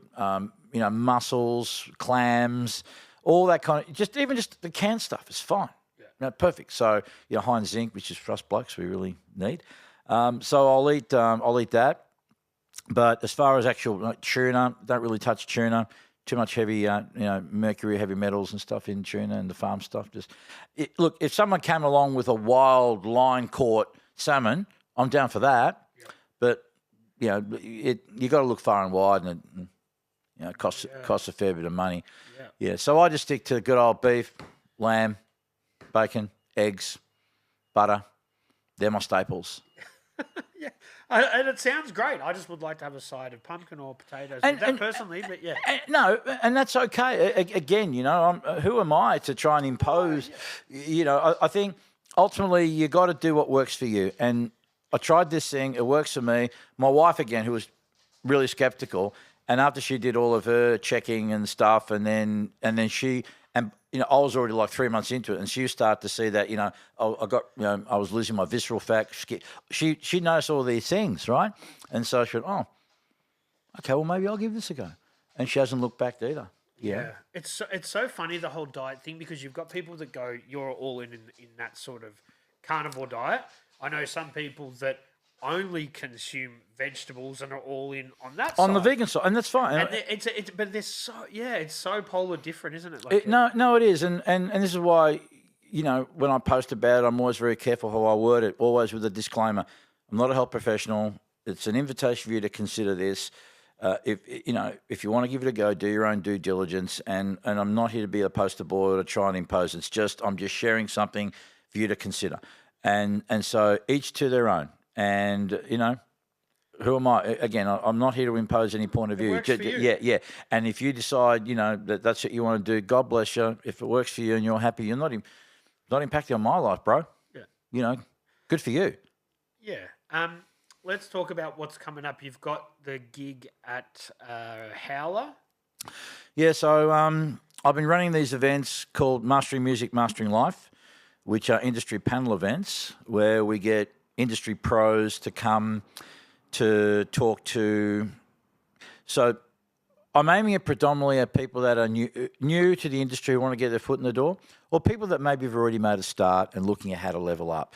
And while you've got this and you can approach people, I just wanted to, again, as someone who's passionate about wanting to inspire people to follow their dreams and their artistic, creative pursuits more than anything, it's like, okay, how can I create an environment where people with skin in the game can come and share their stories with people, where they can make themselves accessible to people, where people can come, where they feel comfortable, where they can ask all the questions they want directly from these people, and also to help create some sense of community as well within the group. So, where people can come and meet where otherwise they probably would not have met, maybe some, the amount of collaborations that have come from a lot of these events is really quite interesting. For sure. Because of them. And again, it's just inspired by the fact that I was mentored by wonderful people, and it's my way of giving back, and it's a passion project. And so they're panel events where you can come, listen to people. We talk about different issues of the industry, predominantly sharing stories about how they got their foot in the door, how they get their business, how they handle marketing. We touch on mental health issues. We sort of touch on broader scope issues that affects artistic creatives, because as you know, while mental health affects about 1 in 4 in mainstream, I think it's 1 in 3 in the music industry, in creative industries. So we know it's a major issue. So again, sharing stories about our journeys, what we do to help, manage it, and whatnot. And again, just to create this sense of community. And the next one is happening on Tuesday, the 29th of October. And what we're trying to do now is have a bit of a theme to it. Yep. So normally in previous events, I would have different person so maybe a PR person, an engineer, a manager, just to try and create, because again, if you're new, in the same way that mastering found me, who's to say someone could come in and meet someone, never thought about management, never thought about PR, never thought about marketing, never thought about being an engineer, So, but we thought we'd just try and do a theme. So last time we had a music producers theme. This one's a hip hop theme. Yep. So, Jace, Beat Eds, Shem will be there, along with Detour Flicks. Yep. Who does lots of his own events. Yep, and the Get Down events. The Get Down events. And Aussie Dollars, Matthew Craig will be there. So I wanted also to make sure I got some youth on the panel, right? Because while it's good to have old, experienced cats talking, I'm trying to relate. I'm trying to get young kids to come along. And while it's great for me as an old guy to say, yeah, kids, get on board, we encourage you, blah, blah, blah, nothing speaks louder to a young kid than another young kid who's actually doing it. Yep. Because now it becomes real. Yep. Yeah. So it's important. This is why I'm really excited that I've got Matthew and Dietary coming down, because they're younger than me, and they're in that age group demographic that predominantly will come to these events. Mm-hmm. So I want them to be there to share their story, so kids can come in. Because the whole idea is I want people to come to these events, and if they come thinking that they're not sure, whatever, to walk away feeling like, oh, you know what? Maybe I can do something here. Maybe walk away with some sense of hope, something that they can put their hat on, and maybe make that phone call that they wouldn't have made, or send that email, or start that project, or start that collaboration. You know what I mean? To again, the journey of 1,000 steps, right? Yep. Of 1,000 miles begins the first step. So if I can be that domino that creates just enough force for someone there to send them on that trajectory that they otherwise wouldn't have, job's done, son. Yep. We've done our thing. Mission accomplished. So how often do you said the next one's coming up on the 29th of October. How often do you do that? We're aiming, well, we haven't got the schedule up for next year, but I think at this stage, I think 5 to 6 a year is what we're going to aim at. I think they're far enough apart where they become events, but not so close together that they just become mundane. It's like in DJ world. A DJ that plays every week it's not like an event, as opposed to like a residency. So I want, not that I'm looking for exclusivity, but I think that look, there's a lot of work on doing these events, man. Yeah. So much work, so much to be involved, marketing and social media posting and all that kind of stuff. I mean, and I want to be able to take a little bit of a break between events, because I just don't want to have this cycle where all I'm ever doing is just, work on this event, as much as I love them and I'm passionate about them. So I don't know, 4 to 5, I think 5, 6 max, I think is plenty. Yeah, so every couple of months then. We've been talking for 2.5 hours. Damn. Without having a single breath, really. Wonderful. It's been good. Yeah. I'm sure there's a lot more that we could talk about, but I really do want to get you to come back again. I know it's a long way, but I think every couple of months you've got more to talk about, and there's other things that we can delve into. Oh, absolutely. Oh, I'd love to. Look, I had a great time, Maloney. Thank you. There was more than, I think 3 people said to me, you got to go onto this guy's podcast. And so, I started looking at it, and I too made the mistake. And I remember we had this conversation. I said, oh, look, man, I'm not a hip hop head. Yes, I learned how to cut a lacquer in probably the best hip hop studio and, probably in the world at the time and stuff. But, I'm not an MC, I'm not a B-boy. I've got friends who, obviously I've got friends that are from the hip hop world and I love hip hop, but I'll be a lie if I said, I'm like Jace or any of your other guests. But anyway. But that's only one aspect to the whole thing. Yes. And people need to dive deeper into the content, and I never set out for that to happen. Mm-hmm. The niche found itself. Yeah, like we talked about that, right? Exactly. About how sometimes it's out of your hands. It just kind of happens that way. It happens. But you got the opportunity. But look, you got the opportunity now to broaden your scope, and I think. And this comes as unsolicited advice, but I think as you start to look at the people that you get on board to be able to, again, you do your own vetting or ask people to, throw people up that, again, you do your own research, and if you think they have an interesting story to tell, then you get them on, and you'll slowly. But I think also you're probably going to be dictated by. I mean, it's a numbers game. It's all about optics and numbers, and sometimes you may intend to want to go in a certain direction, but the reality is this is what people want because the figures are telling you this is where the engagement is, and this is where the likes are and the shares are, and.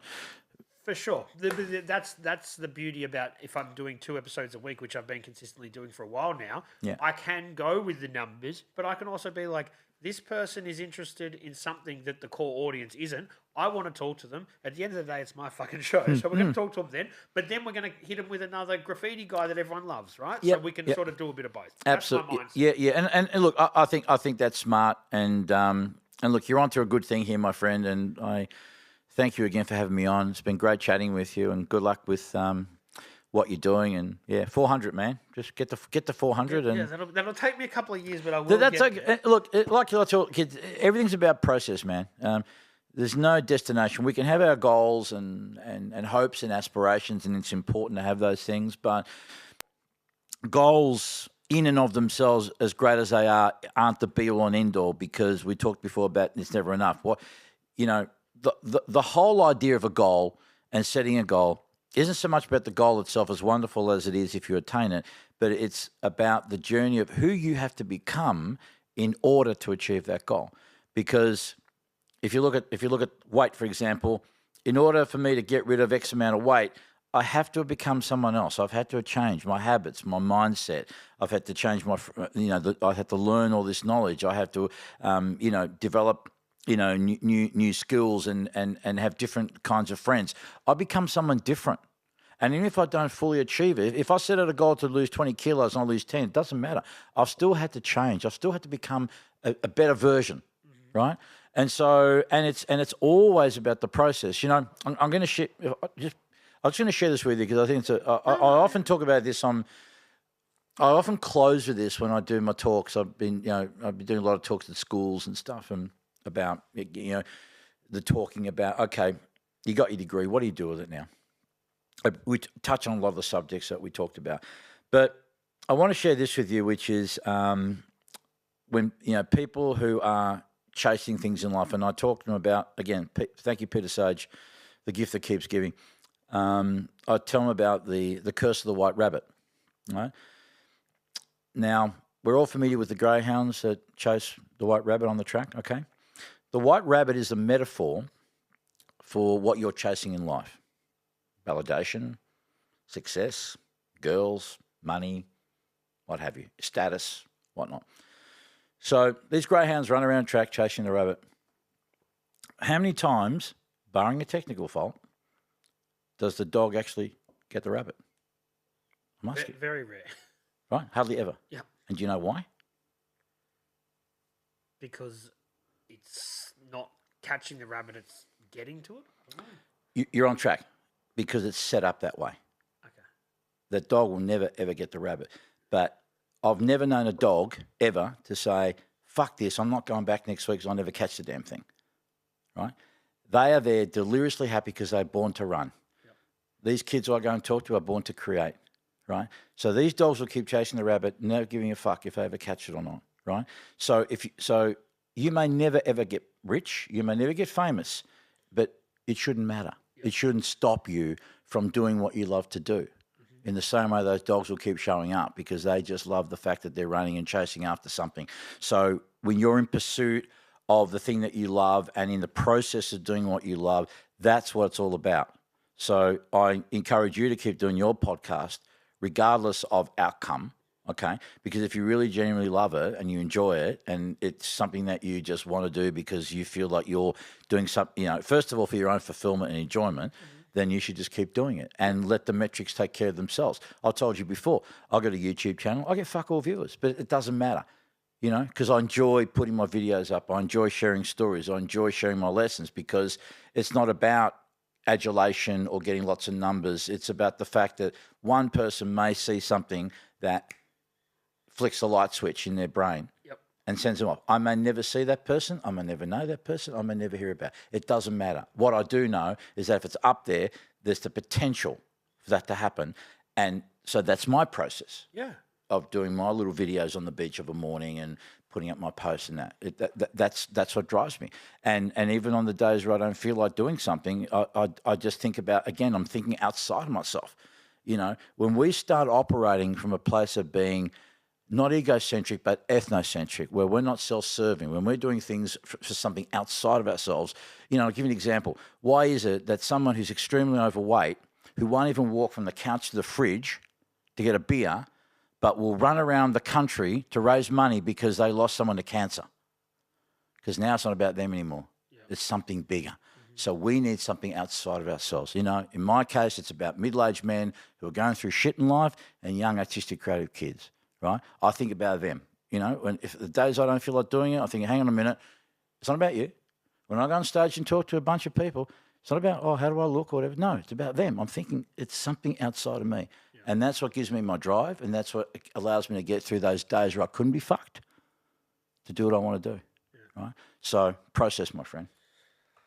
Some wise words. There's been a lot to take out of this, and I do want to talk to you when we stop recording, maybe about writing some goals, because I don't have any goals, and I think you'd be someone really good to sort of point me in the right direction. I'm just doing it. No goals, just like keep going. And that's okay. It doesn't. I don't think it has to be formal. So long as you know and you're clear and your values are clear on it, then you'll be okay. Again, everyone's going to do it differently. And if it doesn't have to be, look, I don't write shit down myself. Okay. I don't. I just know. I just know. And I just know. And off I go. Other people do it that way. Again, you got to find your way that works for you. The right way or the best way is what works for you. Yeah. And only you know what works for you, and you know it works for you because it works. Yeah. Right. And I'm just like, with this, I'm just going to keep doing it.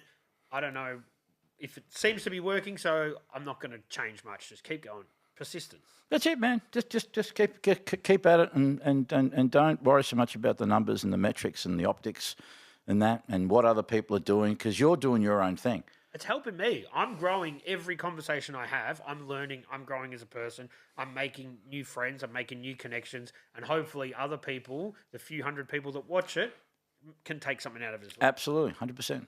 That's 100%. It's great. Tony/Jack, thanks for coming in. I know it's a long way from the other side of the bay, but I appreciate it, man. It's been awesome. No, it's worth it, man. Thank you. It was a privilege to be here, and thank you for your time. And it was a great conversation, and I really enjoyed myself. So thank you. Before we go, I'm going to put you on the spot. Who would you like to see doing an episode of this show? Because I've had a few people say stuff, and I think Jace even said you. Right. Well, that was very nice. That was very nice of him. Thanks, Jace. I think if you were going to, okay, so there's this great girl does. Her name is Tiffany Cook. She does a podcast called Roll with the Punches, and she's an incredible story. Girl's been through a lot in life. Got into boxing, became Victorian champion. Does this podcast, speaks to lots of really interesting, amazing people. I got all the time in the world for Tiff. She's an extraordinary human being, great story, and I think she'd be great to have on, man. Okay, I'm gonna look her up. I'm not familiar with her, so I'm gonna look her up, and that continues the journey as well. So Tiffany Cook. Yeah. Tiffany Cook. Roll the punches. Yeah. Roll with the punches. Yeah. All right. Thanks, Tony, Jack, whoever you are. I appreciate the chat. I appreciate you being so open and honest, and I'll look forward to having a chat down the track. I'm sure we could talk for hours. Oh, absolutely. Yeah. And look, and next time around, I'm sure there'll be other things that have happened along the way. So it'll be interesting to see. Again, because I'm trying to get more speaking gigs. So you want to book me? Yeah, for sure. Just to see between now and then, what happens. For sure. I appreciate you taking the time. Thanks, man. Likewise, bro. Thank you so much. Cheers.